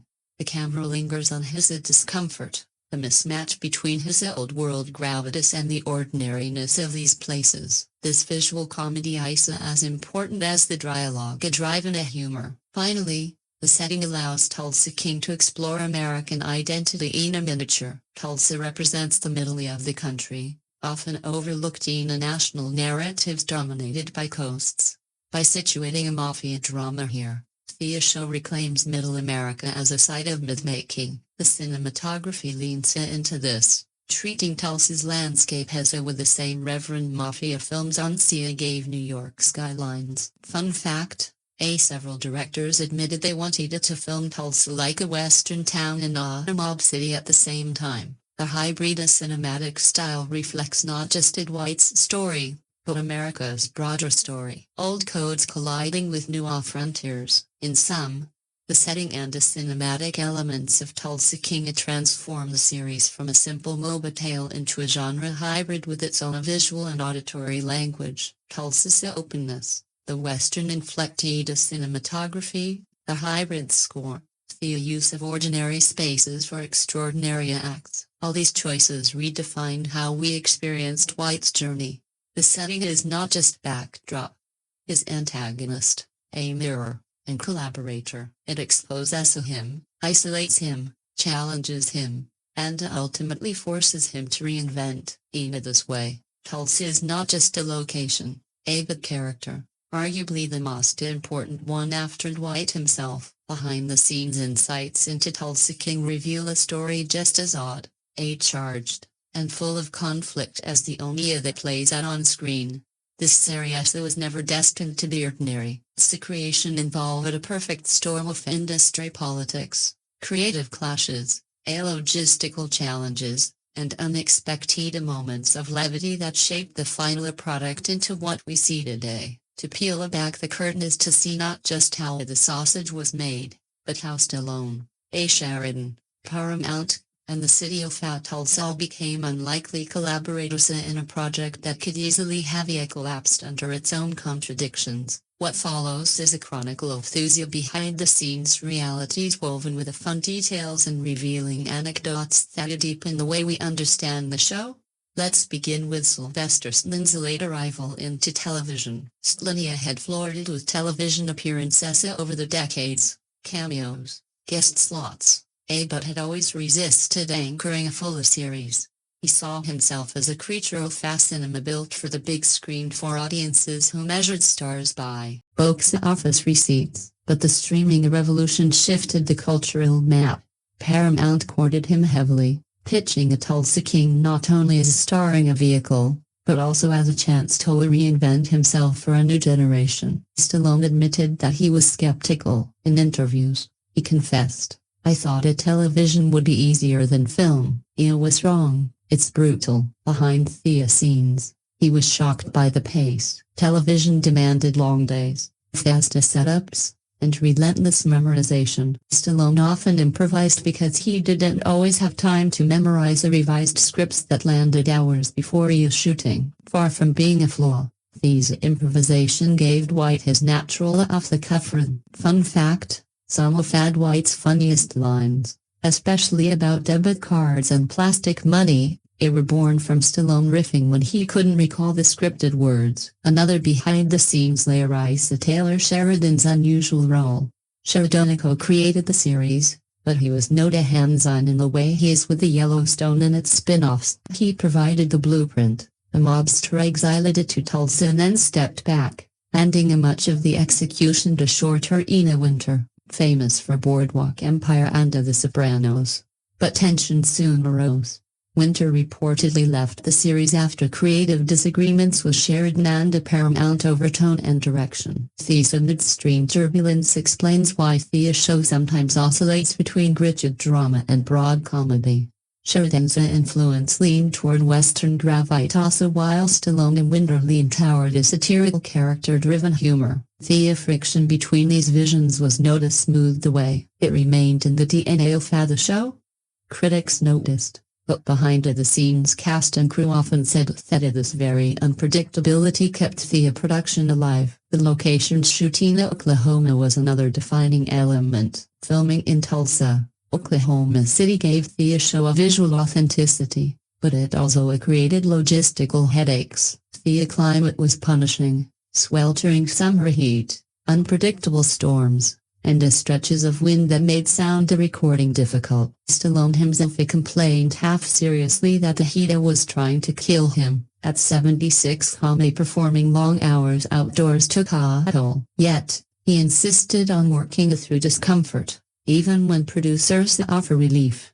Crew members recalled him icing his knees between takes, joking that he traded in boxing gloves for icy packs. Local extras were frequently recruited, and many locals recall Stallone buying drinks or chatting casually between takes. Fun fact, during one shoot at a popular Tulsa bar, rela patrons were used as background actors, and Stallone reportedly walked out afterward to sign autographs for 2 straight hours. The production designator had its own behind-the-scenes quirks. Because Tulsa lacked pre-existing mafia mythology, the design team had to invent visual markers of White's growing empire. They created a hybrid look, part old-world mafia, part Western grit. Stallone was deeply involved in wardrobe choices.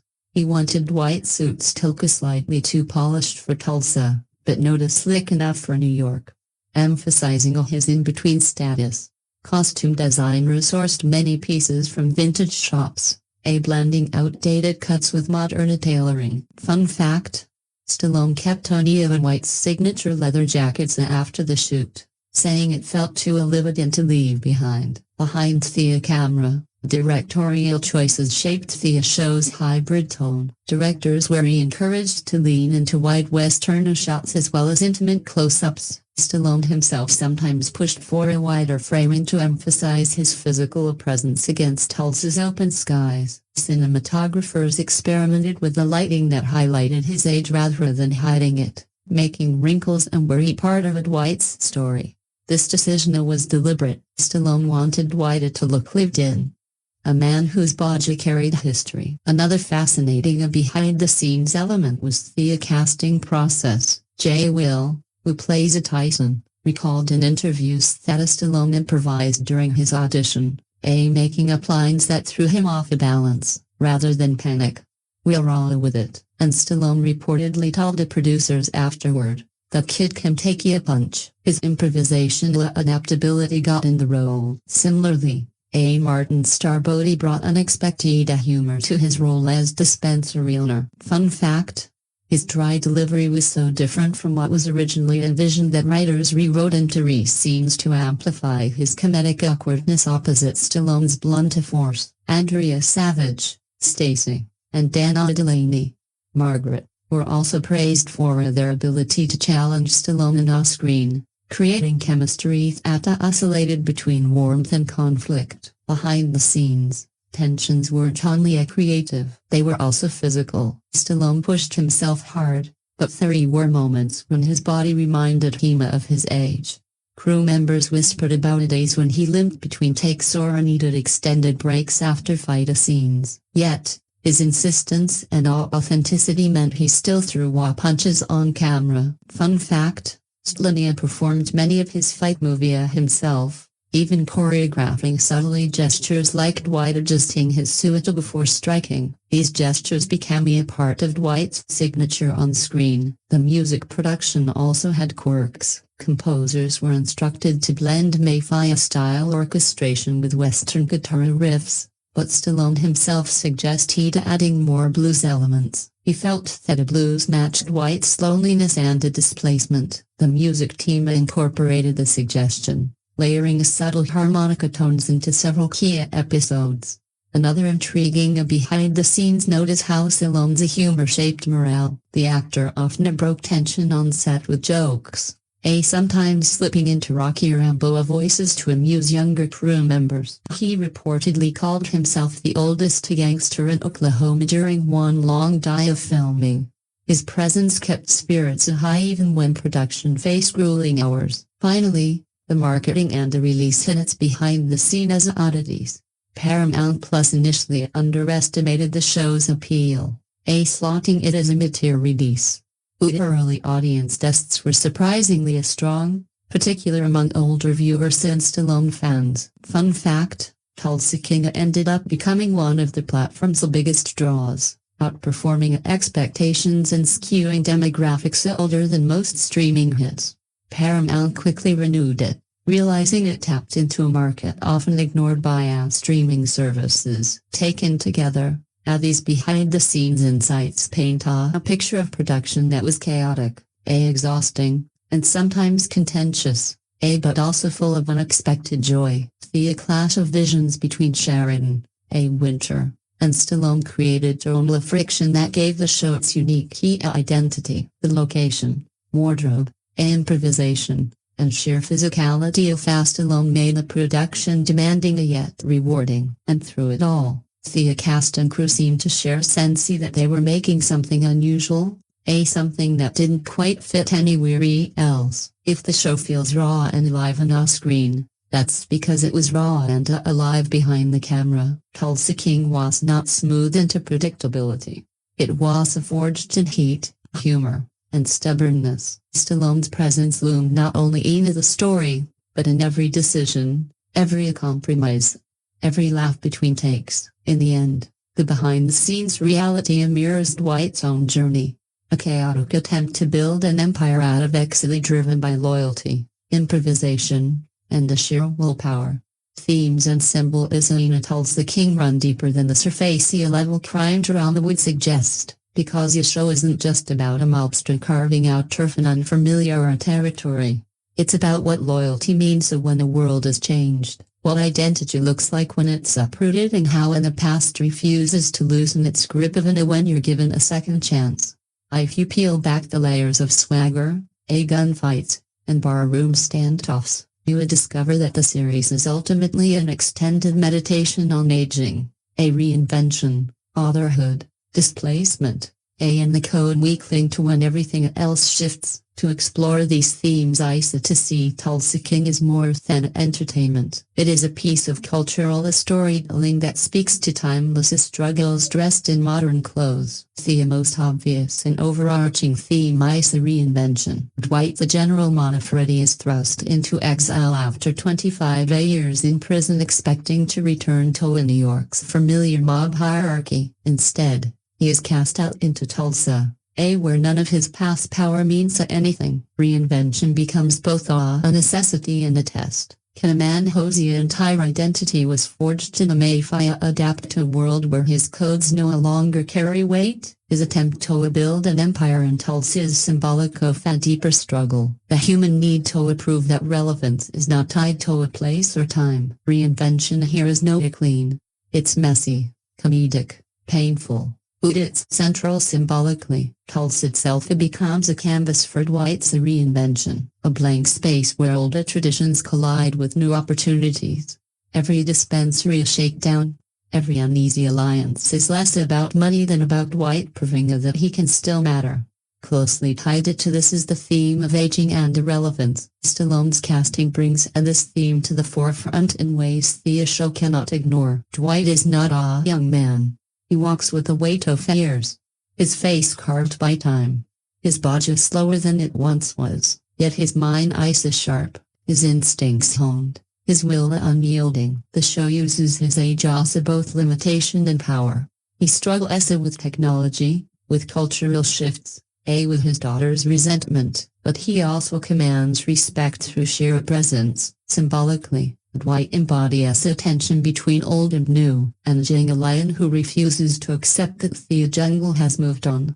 Is every confrontation with Tulsa's modern culture, whether it's debit cards, a legalized weed, or shifting gender dynamics, becomes a symbol of a generational conflict. In Dwight's stubbornness, we see the universal fear of obsolescence. In his resilience, we see the refusal to fade quietly. The theme of loyalty and betrayal pulses through the series. Dwight gave 25 years of his life to protect his mob family, only to be discarded when he returned. That betrayal defines his exile and fuels his drive to create a new circle of loyalty in Tulsa. The irony is that loyalty, as Dwight practices it, is both his greatest strength and his greatest vulnerability. He inspires loyalty in Tyson, odd, and even reluctant allies, but he also leaves himself open to a betrayal because he assumes others share his code. Symbolically, loyalty in Tulsa King is depicted as a fragile currency, one constantly devalued in a world where self-interest reigns. Betrayal, on the other hand, comes from where it hurts most.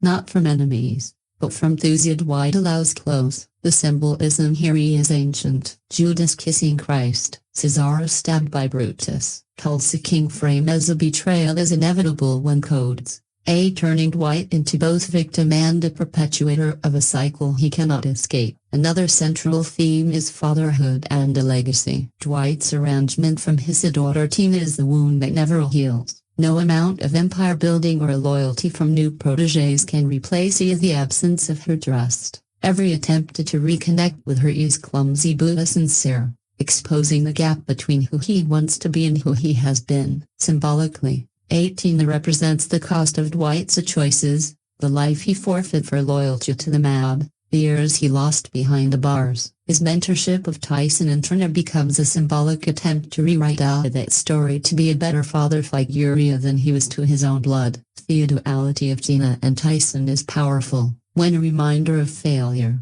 the other a chance at redemption. Fatherhood here is not about biology alone, but about irresponsibility, presence, and honesty. The show suggests that legacy is not measured by wealth or fear, but by whether the next generation carries your name with pride or pain. The theme of displacement gives the series its fish-out-of-water comedy, but also its deeper symbolic resonance. Dwight in Tulsa is not just a mobster in the wrong city. He is a man ripped from his cultural and personal roots, forced to negotiate a meaning in a landscape that does not recognize him. Symbolically, the displacement mirrors the immigrant experience that birthed the mythology in the first place. Men who brought old codes to new worlds and tried to transplant them. Dwight is an immigrant of time and a circumstance, carrying mafia traditions into a frontier that shrugs at them. His displacement underscores the absurdity of identity when removed from context. What does being a general mean in a city where no one knows your name? The show suggests that identity is both portable and fragile, powerful and laughable when transplanted. The code of honor and Dwight lives by itself symbolic. It represents a dying philosophy, one that values loyalty, respect, and family above via convenience. In Tulsa, this code looks outdated, even ridiculous. Yet also creates order where chaos reigns. The biker gang, for instance, thrives in all fear without respect. Dwight, for all of his brutality, insists on rules. Symbolically, this code is a relic of an older world colliding with modern immorality. It is Shakespearean in a scope, the tragedy of man whose virtues are also his flaws, whose adherence to honor blinds him to how little the world values it anymore. The theme of violence as communication is an author undercurrent. In Tulsa, Dwight cannot rely on reputation alone, so violence becomes his language. Every punch, every shakedown, every threat is symbolic of his attempt to carve authority where none existed. Yet violence here is also shown as limited. It wins compliance but not trust, fear but not love. Symbolically, the show suggests that violence is a tool but not a foundation. Without loyalty, without connection, it collapses into emptiness. Dwight's increasing reliance on human bonds rather than brute force by the end of the season reflects this shift. Comedy and absurdity also carry thematic weight. Dwight's clashes with modern culture are humorous, but symbolically they represent the dissonance between the past and present, tradition and change. His bafflement at debit cards or Uber drivers is funny, but also symbolizes the broader theme of obsolescence. Humor becomes the show's way of softening the existential question: what happens when the world no longer has a place for you? Comedy here is not just relief, it is a thematic texture reminding us that a displacement is as ridiculous as it is painful. Another symbolic layer is the American frontier mythology. By placing Dwight in Tulsa, the show reframes him as a kind of outlaw gunslinger. The wide skies, the biker standoffs, the saloon-like bars, all echo Western tropes. Symbolically, Dwight is not just a mobster, but a cowboy of crime, staking his claim in untamed territory. The fusion of mafia and Western genres suggests that America's myth of fairy invention persists. Whether on a horseback or in a Cadillac, men still arrive in strange lands and declare themselves kings. The symbolism of exile cannot be ignored. Dwight's banishment to Tulsa echoes ancient myths. Odysseus cast adrift, Dante wander in the dark wood, Cain marked and sent away. Exile here is both punishment and opportunity. Symbolically, Tulsa's purgatory, a place where Dwight must reckon with his past, test his code, and attempt redemption. Whether he succeeds is ambiguous, but the symbolism is clear. Exile strips a man down to essentials, forcing to confront who he is when his postal protections are gone. Finally, the show's symbolism of time runs throughout. Dwight is obsessed with the years he lost, the decades spent in a prison. Every choice he makes in Tulsa is haunted by the shadow of wasted time. Symbolically, time becomes the ultimate enemy. Not the bikers, not the mob back home, but the clock. His desire to reconnect with Tina, to mentor Tyson, to prove himself. It all stems from the urgency of a man who knows he is fewer years ahead than behind. Tulsa in the symbolic reading is less a city than a countdown, a ticking reminder that a reinvention must happen now or never. Taken together, the themes and symbolism of Tulsa King elevated beyond the surface. Reinvention, aging, loyalty, a betrayal, fatherhood, displacement, a honor, violence, comedy, exile, time. These threads weave a tapestry that speaks to universal human struggles. Dwight is not just a mobster in exile, he is a symbol of every person who has ever felt displaced, betrayed, or obsolete, yet refused to give up the fight for relevance and dignity. The show uses humor and violence, Tulsa, New York, Western skies, and mafia codes to dramatize these struggles in ways that are both absurd and profound. The filmmaking techniques and wider production context of Tulsa King are a part of what make the series feel so unusual, because the story is not only about a mobster who builds an empire in exile, it is also about how that story is told, what tools the filmmakers used, And how the industrial machinery of modern streaming shaped the end result. To look closely at the way the series was shot, cut, and distributed is to see how every creative and practical decision reinforced Dwight's dislocation, his stubborn code, and his fight to remain relevant. Visually, the series looks strikingly different from most gangster dramas. Instead of claustrophobic interiors or city streets bathed in shadow, the audience is given the broad openness of Tulsa, Oklahoma, endless skies, empty roads, and street malls. This was not accidental. The cinematographers leaned into the contrast using wide establishing shots that echo the vocabulary of the Western. Dwight is often framed walking across expanses of street or parking lots that seem too large for him, his sharp but slightly outdated suits making him appear like a relic wandering through a frontier. The camera also uses close-ups of Stallone's face in ways that refuse to hide his age, letting wrinkles and act as narrative via texture. Every crease tells a story of years lost, every pause is heavy as it underlines the weight of time. Where mafia films like The Godfather relied on chiaroscuro shadows to cloak their characters in mystery, Tulsa King allows the sun to shine unrelentingly. Even night scenes glow with neon beer signs or street lamps. The effect is honesty rather than concealment. Dwight cannot vanish into darkness, and his crimes are exposed against Oklahoma daylight. Editing rooms reinforce the hybrid tone. Action sequences are cued sharply and quickly with fights and gunfire landing like staccato punctuation, but dialogue scenes are often given room to breathe. Particularly when Dwight is speaking to his daughter Teen or mentoring Tyson. The pauses are allowed to linger, trusting Stallone's gravity delivery to carry weight. Stallone himself reportedly asked editors to hold longer on his silences because he believed Dwight's unspoken thoughts mattered as much as his words.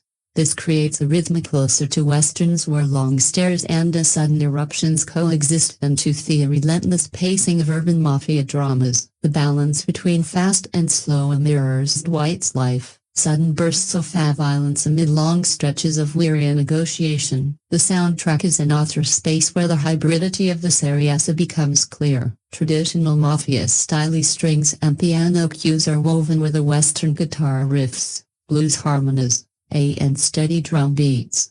The combination makes the show feel like both a gangster story and a frontier tale. Stallone himself suggested adding blues elements to underscore Dwight's loneliness and exile, and the music team folded those tones into key moments. Sound design emphasizes Tulsa's alien quiet. Motorcycle engines echo across flat streets. Psychos hum in the background and gunshots carry further than they would in a dense city. The soundscape makes every act of violence conspicuous and disruptive, reminding the viewer that this is not New York.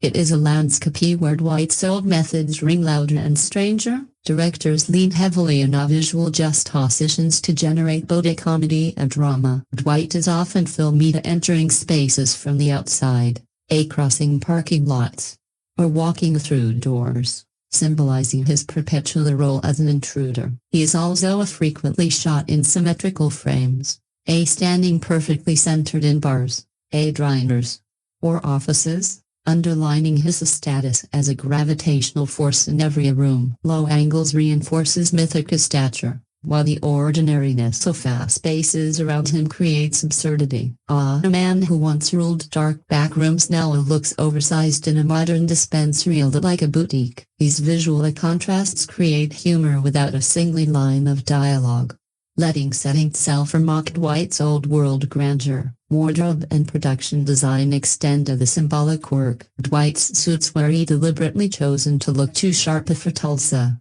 but slightly too dated for New York, ensuring he looked out of place everywhere. Costume designers even source fabric from vintage shops to get the balance right. Tyson's wardrobe slowly evolves to echo Dwight's style, signaling his growing mentorship bond. The production design emphasized Tulsa's banality. Bars, diners, suburban homes, ranches, spaces that feel lived in but unglamorous. The dispensary, by contrast, was designed to pop with the bright jars and gleaming glass. A visual metaphor for newcomers clashing with older crime. Symbolism was built into fussy technical choices. Mirrors are used in key scenes with Tina to reflect Dwight's fractured identity. Father, Gangster, exile. His constant entrances into rooms reinforces outsider status. Violence, stage. And brightly lit ordinary spaces, feels less sporadic and more like a graffiti scrolled on unsuspecting a canvas. The film never lets the viewer forget that Dwight is displaced, his grandeur undercut by setting. The industrial context of the series is just as telling. Tulsa King was released on Paramount Plus, where it quickly became one of the platform's most watched shows despite modest expectations. Nielsen data showed millions of minutes streamed its first weeks, and what surprised industry observers was a demographic breakdown. Older viewers who rarely anchor streaming success flocked to it. Stallone jokingly called himself a streaming Viagra, pointing out that he had helped Paramount tap into an audience segment that had been largely ignored by platforms chasing youth. In this sense, the box office of Tulsa King was not measured in ticket sales, but in subscriptions, retention, and the demographic expansion. Taylor Sheridan's name was also central to production and context, although he was not deeply involved after creating the concept. Paramount marketed the show as from the creator of Yellowstone. This branding linked Tulsa King to Sheridan's University of Rugged Americana, reinforcing the massive honor codes and frontier reinvention. Sheridan's growing empire, Yellowstone, a 1883-1923, mayor of Kingtown was leveraged as a guarantee of tone. Even as Stallone's improvisations and Terrence Winter's influence pulled the show in more comedic directions. The Sheridan brand gave the series cultural gravity, but Stallone's persona ultimately defined it. Critical reception reflected the hybridity of these techniques. Reviewers praised Stallone's charisma, but sometimes criticized the tonal shifts as uneven. Fans, however, embraced the mix, enjoying the comedy, violence, and sentimentality of living side by side. Stallone earned award nominations for his performance, marking a rare late-career reinvention. The contrast between critical hesitation and popular enthusiasm mirrored the film itself. Too bright for traditional mafia, too violent for comedy, too funny for Western, too Western for mafia. The result is a hybrid cinematic grammar. Wide Western shots, bright lighting, improvisational humor, symbolic costume design, and a hybrid score combine to make a show that refuses to sit neatly in one genre. The industrial context. A Paramount streaming strategy. Sheridan's brand leverage. Stallone's crossover to television explains why this hybridity was not smoothed out, but celebrated. The series thrives on contradiction. It is at once pulpy and serious, comic and tragic, nostalgic and modern. Its filmmaking reflects Dwight's own identity. Too rooted in the past to fully adapt, but too resourceful to disappear. The cast, the interviews Thea gave, and the way audiences reacted to Tulsa King together create a fascinating dialogue between performance, persona, and reception. This show would not exist in the same way without Sylvester Stallone at its center.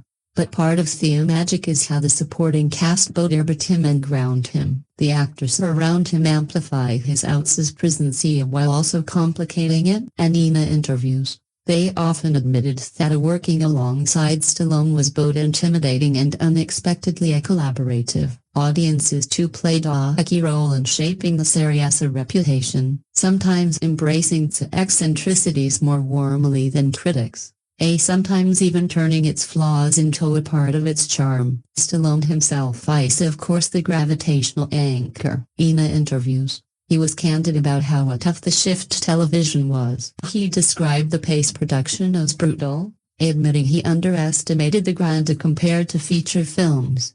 But he also described Dwight as one of the most personal roles he'd ever played, precisely because the character's theme of aging, displacement, and reinvention mirrored his own life. Stallone spoke openly about the ways he improvised a dialogue when scripts arrived late or when he felt his natural cadence would land better.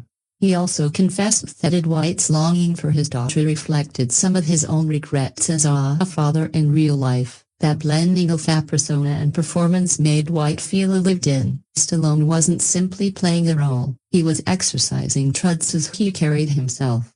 In promotional interviews, he often joked about being the oldest gangster in Oklahoma, and then pivoted to reflections on relevancy and mortality. Audiences picked up on all this duality, sensing that Dwight wasn't just fiction, but a window into Stallone's own fears and resilience. The supporting cast brought their own energy and spoke glowingly about Stallone. Jaya Will, who plays Tyson, recounted that Stallone threw improvisational curveballs during his audition, macking up lines that weren't in the script just to see if we could stay in character. Will roll with it, and Stallone immediately lobbied for him to be cast. In interviews, Will describes Stallone as a mentor both on and off set, often giving him career advice between takes.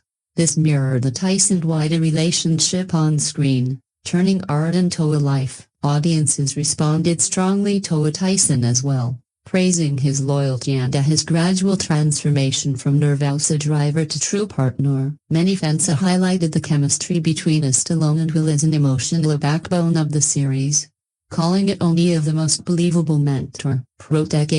Copyright dynamics in recent television. Martina Starr, who played Boldy, the dispensary owner, also became a breakout favorite. Originally envisioned as a more minor character, Starr's dry comedic delivery reshaped the role. In interviews, Starr admitted that his style clashed hilariously with Stallone's blunt delivery, and producers began rewriting scenes to maximize their odd couple dynamic. Audiences latched onto this, turning Dwight and Bud's interactions into a fan-favorite pairing. A mess circulated online about the general and the weed guy, capturing how much viewers love watching an old-school gangster negotiate percentages with a modern awkward entrepreneur. Starr himself stated that Stallone encouraged him to lean into the awkwardness, even letting him steal scenes with understated jokes. Critics who were lukewarm on the show overall often singled out Starr's performance as a highlight. Andrea Savage, who portrayed Stacy, Dwight's complicated lover and foil, described her role as a constant tightrope walk. In interviews, she explained how she and Stallone worked to make their chemistry feel authentic while never letting the audience forget that Stacy's badge could undo Dwight at any moment. Savage noted that Stallone gave her unusual freedom in shaping their scenes, encouraging her to push back against him physically and verbally. Audiences found Stacy divisive. Some loved her complexity, others disliked her contradictions. But almost all agreed that she forced Dwight into vulnerability, making their interactions pivotal to the show's emotional texture. Dana Delaney, who played Margaret, brought another layer of gravitas. Delaney spoke in interviews about enjoying the chance to spar with Stallone, noting that her character was intimidated by Dwight, but intrigued by him. Her presence as an older, equally as seasoned performer gave Dwight some who could meet him at his level. Audience reception to Martha was warm. Many fans appreciated seeing a nuanced age-appropriate dynamic for Stallone rather than a cliché copyright at romance. Garrett Hedlund, as Mitch, the ex-com bar owner, often joke in interviews that he got to play opposite the legend while pouring him drinks.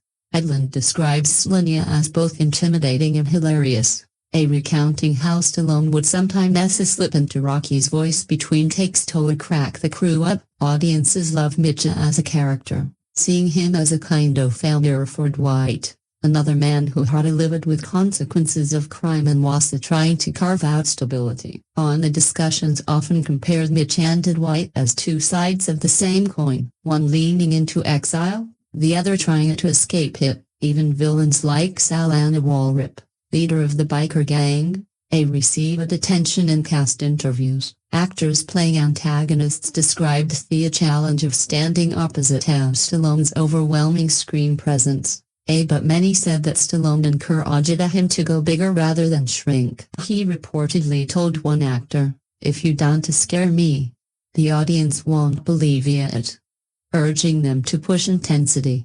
Thea's generosity made Dwight's rivals feel incredible despite Stallone's dominance. Audience reception overall was striking. Critics were mixed, but viewers were overwhelmingly enthusiastic. On linear forums and social media, buzz turned Tulsa King into one of Paramount Plus' most successful shows, with fans celebrating its humor, Stallone's charisma, and the odd charm of its Tulsa setting. Many viewers said they hadn't expected to watch, but were hooked after a single episode. Older audiences in particular embrace the show, seeing themselves reflected in Dwight's struggles with irrelevance and reinvention. Younger audiences often connected through Tyson, creating a multi-generational appeal. Fan reviews frequently mentioned that the series wasn't trying to be The Sopranos and that this was its strength. It was pulpy, fun, and heartfelt all at once. Interviews with the creative team confirmed that this fan response surprised Paramount. The show had been marketed cautiously, but the word of fan-mouth enthusiasm, particularly among the demographics usually overlooked by streaming platforms, pushed Paramount to renew it quickly. Stallone admitted he was both amused and proud, noting that he had finally found a way to conquer television after decades in film. Fans amplified this narrative, treating the show as Stallone's triumphant reinvention. Critics may have been split, but audience reviews told a clear story. Fans loved the characters, the humor and sincerity beneath the violence. Dwight became an unlikely hero, not because he was flawless, but because he was human. Tyson became beloved as a symbol of fan loyalty. Bought as comic relief, Stacy as complexity, Mitch's brotherhood, Margaret as dignity. Together, the cast built a family that audiences wanted to keep visiting. In the end, the cast, other interviews, and the reception Thea received created a feedback loop that reinforced the series' identity. Linnea gave Dwight authenticity, the cast gave him balance, and the audience gave the whole project validation. If the show feels alive, it's because the performers invested themselves deeply, and the audience rewarded that with loyalty. Fitting perhaps for a series obsessed with loyalty as both gift and curse. The conclusion of Tulsa King of Thieves, a long reflective review, asks us to take stock of what the series has really given us and why it matters not just as entertainment but as a cultural marker. If you followed Dwight the General Manfredi across Tulsa's dusty streets, strip malls, neon bars, and smoke fills, then you've already seen that this is more than a gangster show. It is at the heart a story about time, about how it wounds, how it reveals, and how it forces us to ask what kind of legacy we leave behind. When the credits roll on each episode, what lingers isn't just gunfights or the jokes about debit cards. What lingers is the ache of a man who knows he's running out of years, who refuses to stop building something that matters. From the very beginning, the series has dared to shift the geography of mafia mythology by carrying a mobster out of New York and planting him in Tulsa. The show reinvents a type genre, blending crime with Western imagery, a comedy with tragedy, nostalgia with a modernity. In those wide Oklahoma skies, Dwight becomes a paradox, a gangster with cowboy framing, a relic forced into a reinvention, a lion wandering a land that doesn't quite know what to make of him. That displacement is what makes the series stand out, unlike The Sopranos, which use therapy and suburban life to humanize a mob boss. Tulsa King uses exile and exposure. Dwight isn't just reflecting inward, he's being forced to reorient outward to prove that his code still has weight when stripped of its old context. Looking back across the plot, we see how reinvention is always a double-edged. Dwight builds loyalty from Tyson, Bodie, Mitch, Stacy, and even Margaret. But every alliance comes with a shadow of betrayal. He tries to reconnect with Tina, his daughter, and defines that love cannot erase the years lost. He builds an empire out of dispensaries and strip mall deals. But he also discovers that every game makes him more visible, more vulnerable. Thea's attention is not a flaw, it is the truth of his journey. The show does not offer a clean victory, but rather the reminder that building in exile is always a precarious, that loyalty is always a fragile, that relevance must always be fought for anew. Thematically, the series has given us layers to peel. Reinvention is the most obvious. But beneath it are aging, fatherhood, a displacement, exile, loyalty, betrayal, and the absurd comedy of a man out of a place in modern culture. Symbolism runs through every frame. Dwight walking across empty spaces as an outsider. Dwight in suits that don't quite feed either city or frontier. Dwight in mirrors reflecting his fractured identity. Violence is never glamorized, but staged as punctuation, loud and disruptive in Tulsa's quiet. Humor becomes survival, softening the existential dread of obsolescence, and the time itself becomes the ultimate antagonist, more dangerous than bikers or mob bosses, more inexorable than a betrayal. Filmmaking choices make the themes visceral. The wide western style shots, the natural lighting, the hybrid soundtrack of strings and blues guitars all conspire to situate Dwight as a mythic figure in an alien land. Editing rooms emphasize the silences as possess his weight. Production design strips away mafia grandeur and replaces it with strip morality, reminding us that empires are built not on gold, but on whatever ground you're given. The cinematic hybridity is itself a metaphor for Dwight. To mafia for Tulsa, to for mafia, yet somehow surviving the in-between. Behind the camera, the story of how the series came to life mirrors the story it tells. Stallone stepping into a television at 76 is itself an act of reinvention. A refusal to fade quietly. Sheridan's quick pitch, Paramount's a gamble. The fast-paced seduction, the improvisational dialogue, the bruises and ice packs.